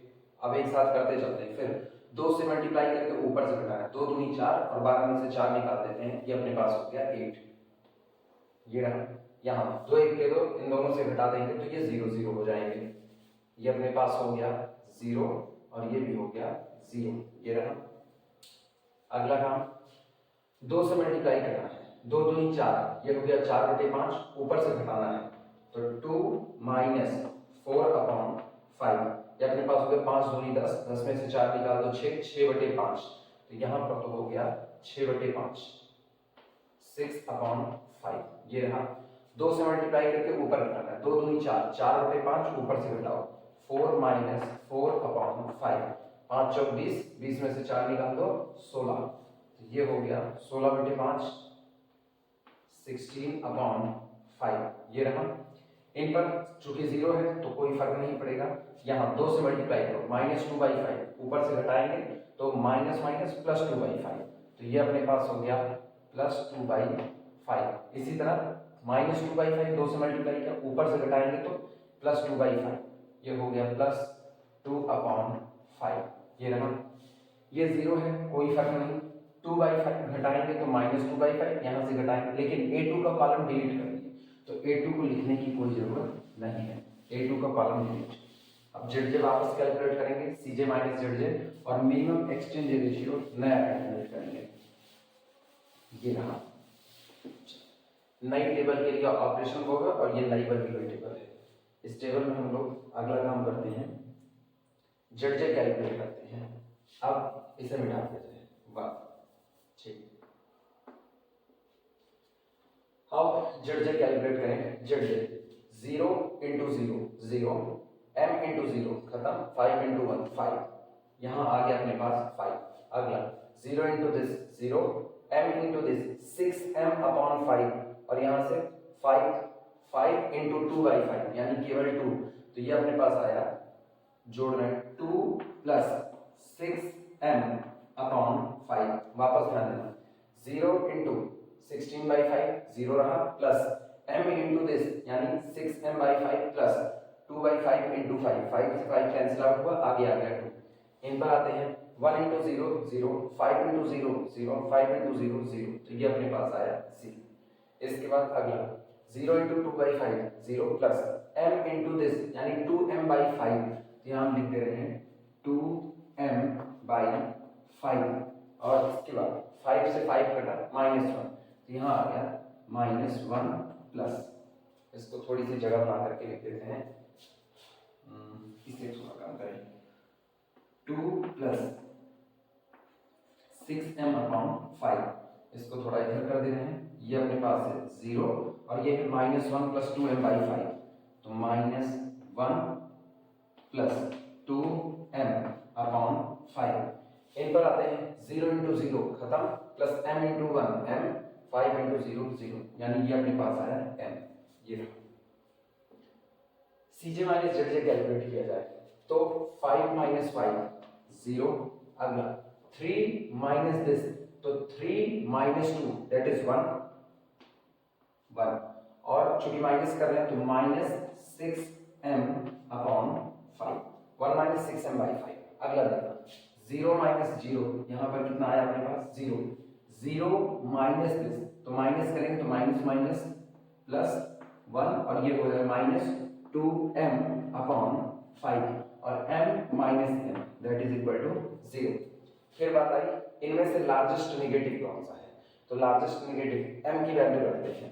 m की वैल्यू अगर हम 10 लें तो या m की वैल्यू 50 ले लेते हैं, यहाँ पर 50 रखते हैं m की वैल्यू, तो ये कितना आएगा 5 के 5 5 10 50 10 10 6 60 माइनस 60 और यहाँ से 1 यानी बचा कितना माइनस 59 और m की वैल्यू 50 ले रहे हैं, यहाँ पर 50 रखते हैं 5 के 5 5 10 50 तो 10 दूनी 20 माइनस 20 प्लस 1 यानी माइनस 90। ऑब्वियस सी बात है लार्जेस्ट नेगेटिव ये देगा, तो इसे चुनते हैं। यहाँ हम लोग लिखेंगे फिर से लार्जेस्ट नेगेटिव ऐसे शॉर्ट में लिखना और इसके ठीक सामने मौजूद वेरिएबल के ऊपर x2 enter the basis, x2 enter the basis, x2 enter the basis, x2 basis में इंटर करेगा। आउटगोइंग वेक्टर निकालते हैं, उसके लिए यहाँ पर फिर कैलकुलेट करेंगे मिनिमम एक्सचेंज रेशियो MER यानी XV अपॉन इनकमिंग वेक्टर कौन बना है x2 तो XV अपॉन x2 और डिवाइड लगाते हैं 16/5 तो 8/16/5 इनका देखना XV अपॉन x2 तो ये हम लिख रहे हैं 8/16/5 यानी ये आया दिस इज इक्वल टू 8 × 5/16 8 क्या 8 दूनी 16 5/2 ये अपने पास आया 5/2 ये बन गया। अगला देखते हैं XV कितना है 6 अपॉन x2 के सामने 6/5 तो 6/6/5 दैट इज इक्वल टू 6 × 5/6 6 से 6 कैंसिल आउट हुआ केवल और केवल कितना आया 5। अगले पर आते हैं 2/5 तो 2/5 दैट इज इक्वल टू 2 × 5/2 2 से 2 कैंसिल आउट हुआ केवल और केवल 5। मिनिमम रेशियो ये सामने मौजूद है, इसके आगे एरो करते हैं, वापस एक बार रीचेकिंग करते हैं 6/5 अच्छा ये कुछ गड़बड़ हुआ है शायद, देखिए 6/5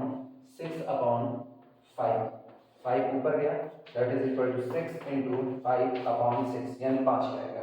ठीक S1 लीव द बेसिस तो यहाँ हम लोग लिखते हैं S1 leave the basis S1 leave the basis.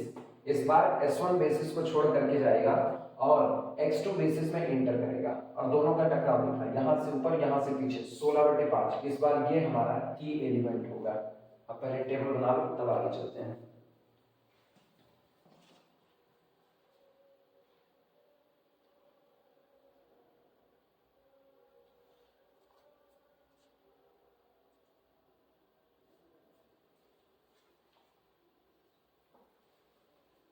इनको हम मिटा दे रहे हैं ये पूरी कैलकुलेशन।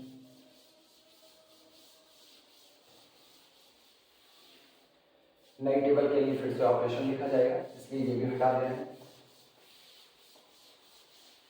सामने पहले टेबल कंप्लीट हो जाए फिर आगे बढ़ते हैं काम।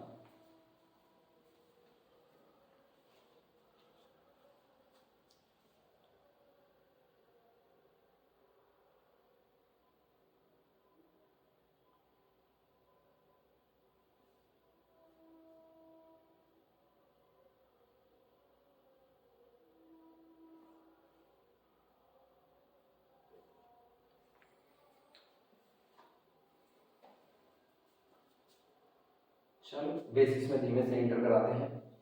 S1 बेसिस को छोड़ करके जाएगा तो S1 को बाहर किए अपना कोफिशिएंट साथ लेकर के जाएगा, उसकी जगह इंटर कौन करेगा x2 तो यहाँ पर अपने पास आ गया x2 और x2 का कोफिशिएंट सामने मौजूद है कितना 3। चलो ये चेंज किया ऑपरेशन देखना। की एलिमेंट की बात करते हैं, अगर हम की एलिमेंट पे ध्यान दें तो की एलिमेंट इज इक्वल टू कितना है 16/5 which does not equal to 1 और की एलिमेंट 1 नहीं है तो नई टेबल के लिए लिख रहे हैं फॉर न्यू टेबल नई टेबल के लिए ऑपरेशन लगा रहे हैं। सबसे पहले की एलिमेंट को 1 बनाना है फिर उसके नीचे मौजूद लोगों को 0 बनाना है। तो हम इसको करेंगे R1 new is equal to R1 old, पुरानी वाली फर्स्ट रो में R1 ओल्ड मल्टीप्लाइड बाई, इसमें मल्टीप्लाई करेंगे 5/16 से, और एक बार 5/16 से मल्टीप्लाई किया तो ये बन चुका है 1, और ये 1 बन गया तो नीचे 6/5, तो इस 1 में 6/5 का मल्टीप्लाई करके यहाँ से घटा लो, और इस 1 में 2/5 का मल्टीप्लाई करके यहाँ से घटा लो, यानी हमारे पास आएगा R2 new is equal to R2 old, पुरानी वाली सेकेंड रो से हम घटा देंगे R2 ओल्ड माइनस, ये 6/5 है, ऊपर 1 बना चुके हैं, तो 6/5 का मल्टीप्लाई करके यहाँ से घटाना है, तो 6/5 R1 न्यू, ये काम करेंगे। अगला सुना, थर्ड रो की बात करते हैं, 2/5 में ये 1 बन चुका है, तो R3 new is equal to, ये अपने पास होगा R3 ओल्ड, पुरानी वाली थर्ड रो से घटा दिया जाएगा 2/5 टाइम्स R3 न्यू। चलो शुरुआत करते हैं।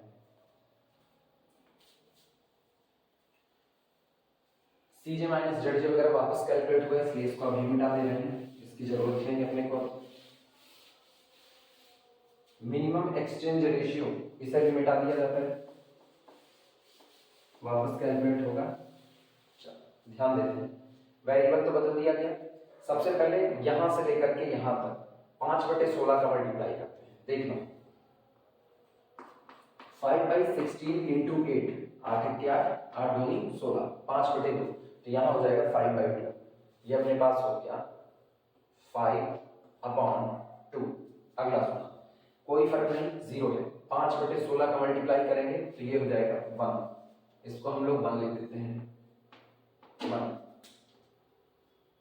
अगला ये 1 है, तो 5/16 का मल्टीप्लाई करेंगे तो ये 5/16 बन जाएगा, 5/16, 5/16, 2/5, इसमें मल्टीप्लाई कर रहे हैं 5/16, 5 1 5, 5 1 5, 2 1 2, 8 दूनी 16, यानी कि 1/8, तो यहाँ मेरे पास हो गया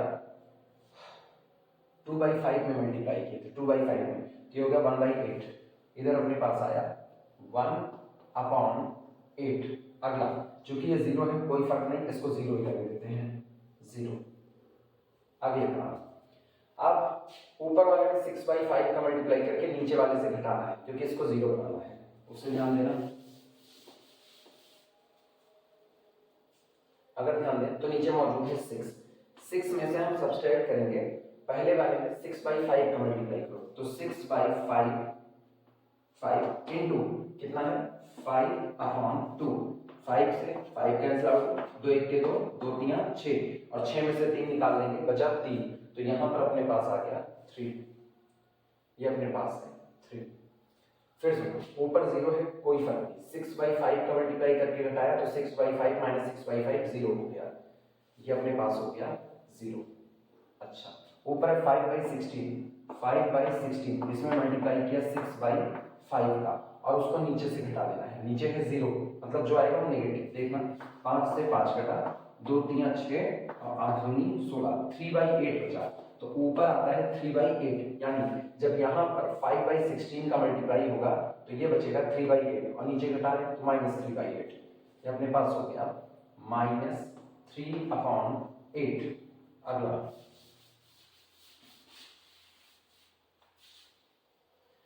1/8 है, 1/8, इसमें मल्टीप्लाई कर रहे हैं 6/5 का, और जो आएगा उसको 2/5 से घटा देंगे, तो 2/5 माइनस ऑफ दिस, देखना ये आएगा 2 चौके 8, ठीक, और 2 3 6, तो आ गया 2/5 माइनस 3/4 इंटू 5। हम 1/5 को कॉमन कर लेते हैं, 1/5 कॉमन आया, या हम एक काम करते हैं, ऊपर 4 का मल्टीप्लाई, नीचे 4 का मल्टीप्लाई, 4 दूनी 8, और 8 में से 3 निकाल दो तो ये आ गया 5/5 20, ये आया 5 1 5, 5 20, 1/4, यानी हमारे पास ये आया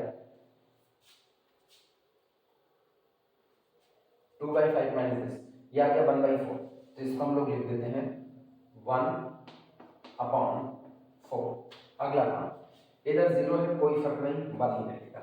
अगले पर आते हैं, ऊपर वाले में 2/5 का मल्टीप्लाई करके नीचे घटाना है, क्योंकि यहाँ 2/5 है। ऑपरेशन देखना, पुरानी वाली थर्ड रो में से घटाना है किसको, नई बनी हुई थर्ड रो का 2/5 टाइम्स, नई बनी हुई रो 5/2 है, ध्यान देना।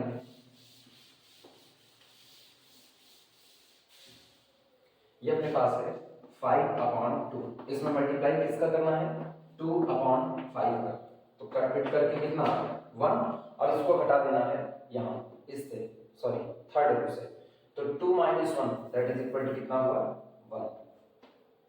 ये अपना काम बन गया। अगला देखते हैं, पहली रो में 2/5 का मल्टीप्लाई, ऑलरेडी 0 है, कोई फर्क नहीं पड़ेगा, 2/5 का मल्टीप्लाई करके घटाएंगे तो ये कितना हो जाएगा 0। फिलहाल अभी हम इसको लिख देंगे थोड़ी देर बाद। 2/5 का, ये याद रखना, अभी हम इसको 0 लिखेंगे।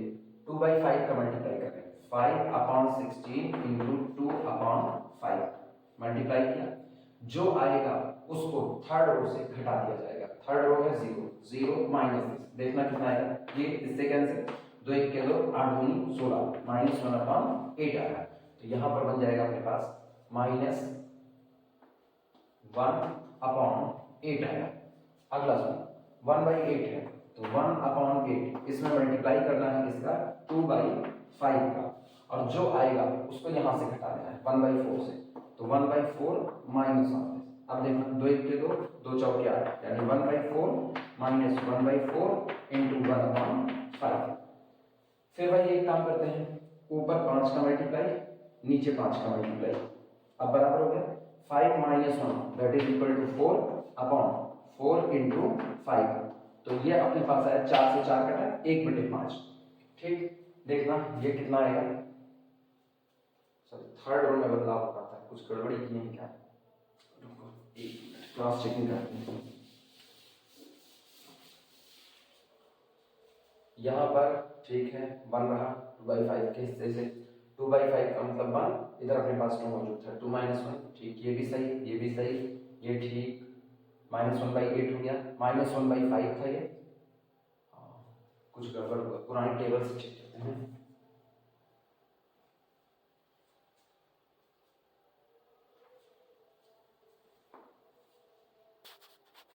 बदलाव हम लोग थर्ड रो में कर रहे थे, तो यानी ये बचा है -1/5 से घटाना है, तो -1/5, 1/4 शायद करते थे, -1/5 माइनस ऊपर वाले में 2/5 का मल्टीप्लाई करना है, 2/5 इंटू 1/8। अब सही है, एक काम करते हैं, यहाँ 8 से गुणा 8 से भाग करते हैं, तो ये हो गया 8 इंटू यहाँ पर 8 आया। अब ये कितना है, -8 - 2 that is equal to -10/5 into 8, ये अपने पास 5 1 के 5, 5 दूनी 10, -2/8, अब 2 1 के 2, 2 चौके 8 दैट इज इक्वल टू -1/4, तो यहाँ पर आ जाएगा -1/4, -1/4, और यहाँ कोई बदलाव नहीं, ये ऑलरेडी 0 रहेगा। अब हम इसको 0 कर देते हैं, फाइनल टच, ये रहेगा 0, नई टेबल बन चुकी है।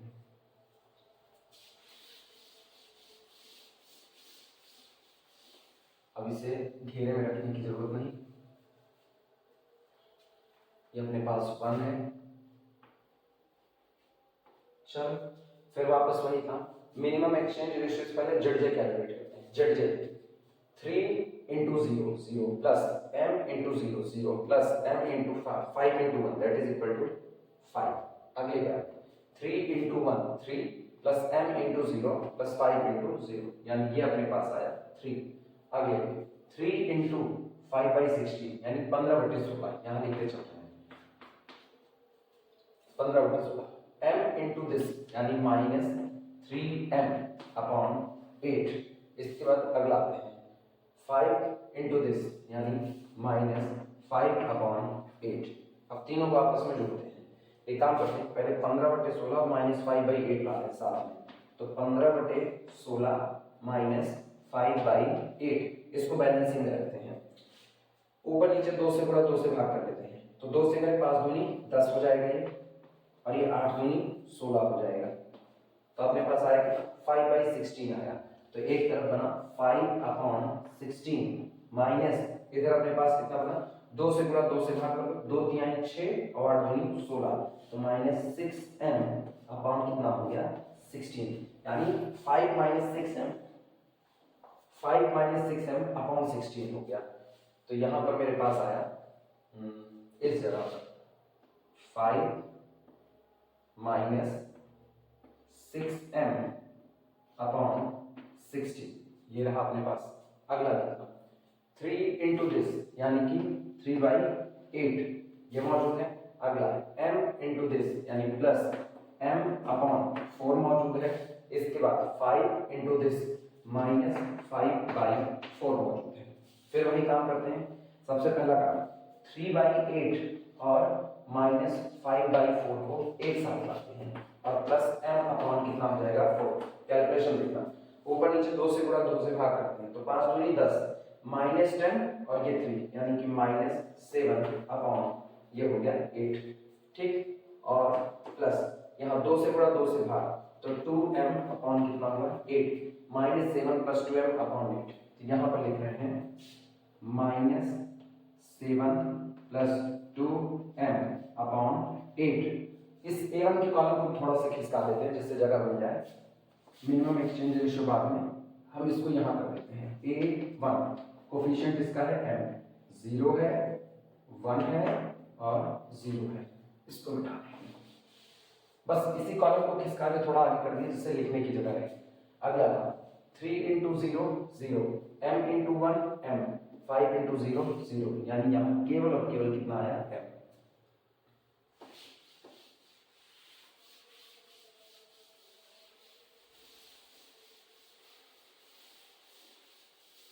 और लार्जेस्ट नेगेटिव दिमाग दौड़ाना, अगर हम m की वैल्यू लार्जेस्ट नेगेटिव में जैसे 100 ले लेते हैं, अगर हम लार्जेस्ट नेगेटिव m, चूंकि इस बार ये 5 6m/16 -7 + 2m अपॉन 8, m की वैल्यू 1000 लेके देखते हैं। तो अगर हम m की वैल्यू 1000 लें तो m इज इक्वल टू अपने पास कितना आया 1000, तो ये पूरा का पूरा अपने पास 1000 हो जाएगा। इसका हाल देखें तो ये कितना हुआ 2000। या एक काम करो, आसानी ये होगी कि अगर हम 16 और 8 ऐसा करें कि 16 या 8 का मल्टीपल बन जाए, तब भी मेरा काम बन सकता है। लार्जेस्ट नेगेटिव, रुकना 1 मिनट, कोई वैल्यू इस पे चेक करते हैं जिसपे आसानी से सेटिस्फाई कर जाए और हमारा काम आसानी से हो। लेकिन हम लोग यहाँ गलती कर रहे हैं, सीधे ZJ में क्यों कर रहे हैं, CJ - ZJ तो अभी निकाले ही, CJ - ZJ निकालते हैं। 5 - 5 0। अच्छा एक काम करते हैं, ये अलग अलग रहे तो ये ज्यादा बेहतर है, इसको अलग अलग लिख देते हैं। देखना 5, क्योंकि ऊपर वाले से घटाने के लिए ला रहे हैं तो ये बदलेगा। अभी हम अलग अलग कर लेते हैं यहीं पर, 2 मिनट रुकना। 3 - 3 ये कितना हो गया 0। अब सुनो 0 माइनस दिस, हम इसको अलग अलग करेंगे। जब 0 माइनस दिस करेंगे तो ये लिखा गया है 5/16 - 6/16, तो एक्चुअल में लिखा गया है अब 0 माइनस दिस, तो -5/16 और माइनस माइनस प्लस 6m/16, तो 6m/16 को हम यहीं पर काट पीट देते हैं। 6m/16, ध्यान देना 2 तिहाई 6, 2 अट्ठे 16, 3m/8, तो प्लस 3m अपॉन कितना हो गया 8। इनका 0 माइनस दिस, तो माइनस माइनस प्लस 7/8, ये अपने पास हो गया 7/8, और माइनस करेंगे तो -2m/8, यानी -2m/8 यानी m अपॉन कितना हो गया 4, और m माइनस m ये कितना हो गया 0। अब पता चल जाएगा लार्जेस्ट नेगेटिव। पिछली बार गलती कर रहे थे वो, देखना m की वैल्यू 800 लेते हैं। अगर हम m की, चूंकि नीचे 8 है तो 800 लेने पर सीधे सीधे कट जाएगा। अगर हम m की वैल्यू 800 लेते हैं तो यहां से 800/8 यानी 100 होगा, 100 यहाँ 300 और -5/16, ये अपने पास आया। अगले वाले में अगर हम 800 लें तो 4 से कैंसिल आउट हो जाएगा, हो जाएगा 800/4 यानी 4 दूनी 8, वो अपना हो गया 200, ये अपना 200 हो जाएगा। तो ये बनेगा 7/8, देखना 7/8 माइनस 200। अब साफ पता है कि ये आपका लार्जेस्ट नेगेटिव दे रहा है, इसका मतलब ये टुकड़ा लार्जेस्ट नेगेटिव होगा, S2 बेसिस में एंटर करेगा। लिखना इसी बात को, ये चेक करके ऐसे ही देखा जाता है कि हम यहाँ वो चीज रखें जो नीचे वाले से पूरा पूरा कट जाए और इंटीजर हो जाए, तब हम आसानी से चेक कर लेंगे लार्जेस्ट नेगेटिव कौन है। ये लार्जेस्ट नेगेटिव हो गया, तो यहाँ पर हम सीधे लिखते हैं, इसके ठीक ऊपर देखना वेरिएबल कौन सा मौजूद है, S2। थोड़ा तिरछा हो गया है, तो S2 enter the basis, enter the basis, S2 basis में एंटर करेगा और छोड़ करके कौन जाएगा, वो यहाँ निकालते हैं।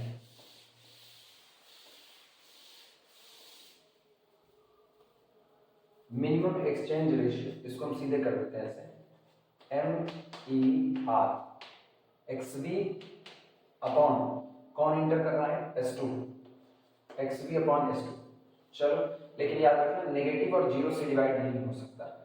अब 5/2 अपॉन 1/8 यहाँ लिख रहे हैं, 5/2 अपॉन 1/8 इधर लिखा है, 5/2 अपॉन 1/8, 8 ऊपर गया 1 यहाँ, दैट इज इक्वल टू 5 × 8/2।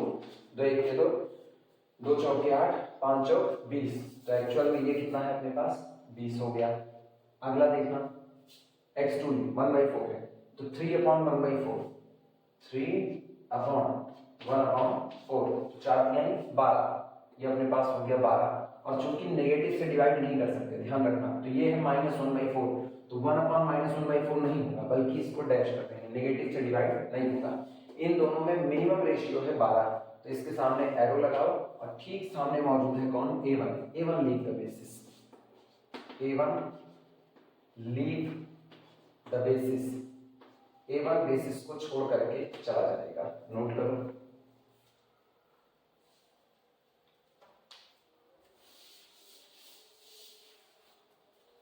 दोनों के टकराव पे देखते हैं कि दोनों के टकराव पे हमको लीस्ट एलिमेंट क्या मिलता है, सॉरी की एलिमेंट क्या मिलता है। ध्यान देना, ये ऊपर की तरफ और वो पीछे की तरफ 1/4, ये आपका की एलिमेंट है। तो यहां लिखते हैं की एलिमेंट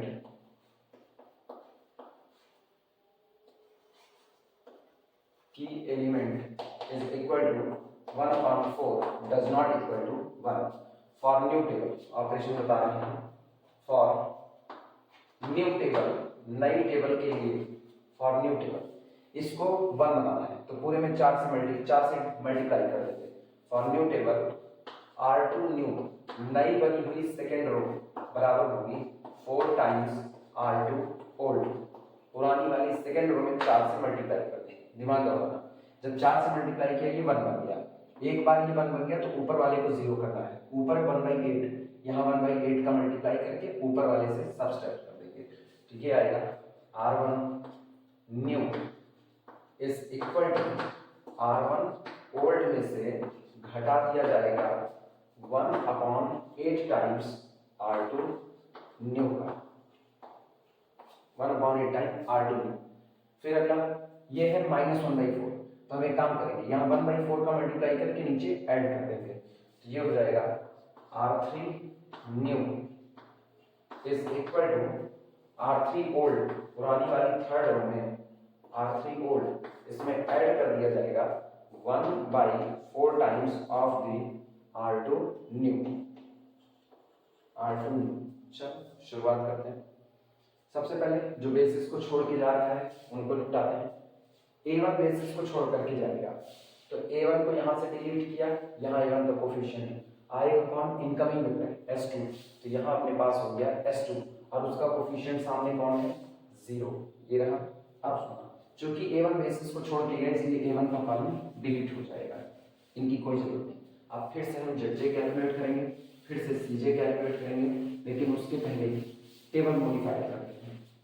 चलो, इस रो में 4 का मल्टीप्लाई करो, तो 4 क्या है 12, ये अपने पास हो गया 12, ये 0 ये 0, 4 से मल्टीप्लाई करो, 4 से मल्टीप्लाई किया 4 के 4, 4 दूनी 8, -3/2, -3/2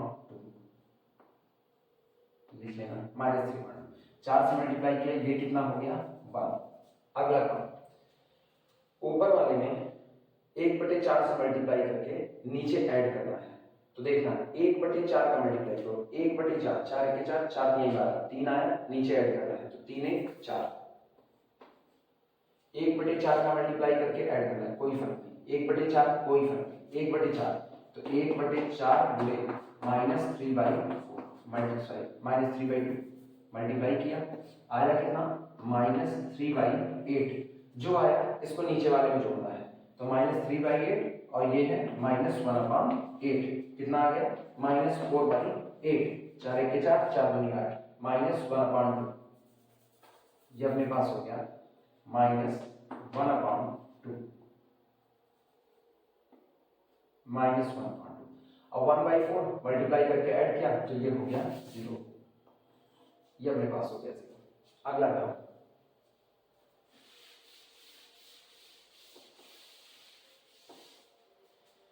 अब इस रो में 1/8 का मल्टीप्लाई करके ऊपर से घटाना है, और 1/8 का मल्टीप्लाई करें तो 12 इंटू 1/8 कितना होगा, 4 3 12, 4 2 8, आया 3/2 और इसको ऊपर से घटाना है तो 5/2 -3/2 यानी कि कितना हो गया 2/2, दैट इज इक्वल टू 1, तो यहां पर अपने पास आ गया 1। ठीक, अब कोई फर्क नहीं, 0 का 0 रहा, ये 0 ही रहा, कितने का मल्टीप्लाई करना है यहाँ पर 1/8 का, 1/8 का मल्टीप्लाई करके ऊपर घटाना है तो 5/16 में से घटा देना है, -3/2 में मल्टीप्लाई करके किसको 1/8 को, चलो देखते हैं कितना आएगा, 5/16 माइनस माइनस प्लस 3/16, 5 3 8, ये आ गया 8/16 यानी 1/2, चलो देखो कितना आ गया, ये अपने पास हो गया 1/2 और ये 0, ये अपना 0 हो गया, टेबल मॉडिफाइड हो चुकी है। अब जेड कैलकुलेट करेंगे, सीजे माइनस जेड कैलकुलेट करेंगे, सारे ऑपरेशन फिर से लिखे जाएंगे जब जरूरत पड़ेगी।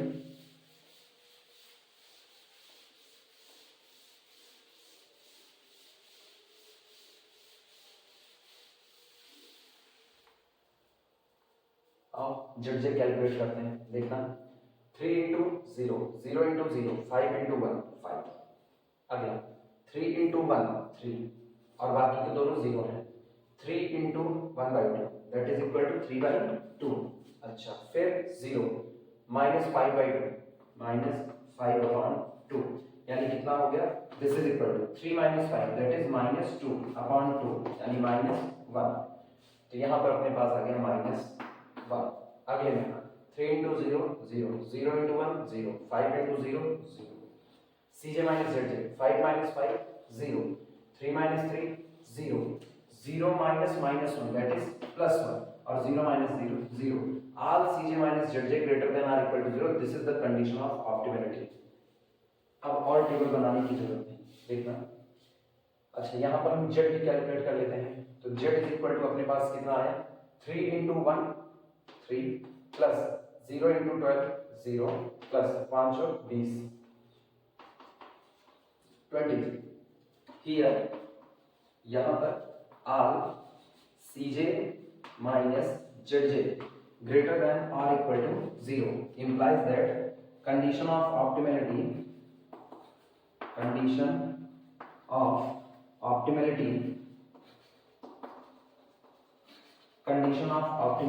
arrived।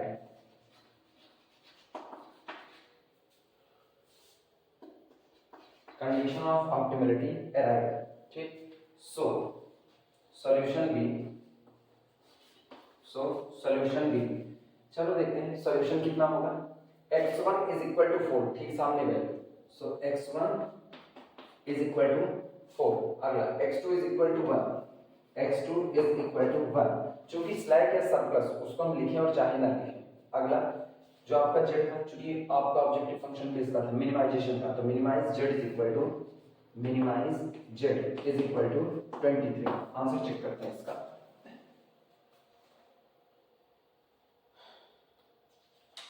आंसर दे रहे हैं आ गया, ठीक है, x1 इज इक्वल टू 4 सही है, x2 इज इक्वल टू 1 वो भी सही है, S2 इन्होंने 12 लिखा हुआ है, लिखे चाहे ना लिखे, क्योंकि जो ऑब्जेक्टिव फंक्शन है उसमें या आप कह सकते हैं अपने गोल में इसका कोई कंट्रीब्यूशन नहीं होगा, इसका कोफिशिएंट तो हमने ऑलरेडी कितना चढ़ाया हुआ, 0 चढ़ाया, तो लिख भी सकते हैं, नहीं भी लिख सकते। मिनिमाइज z 23, ये फाइनल आंसर आया, इसी का आंसर दे देना आंसर। ये न्यूमेरिकल कंप्लीट हुआ इसी के साथ।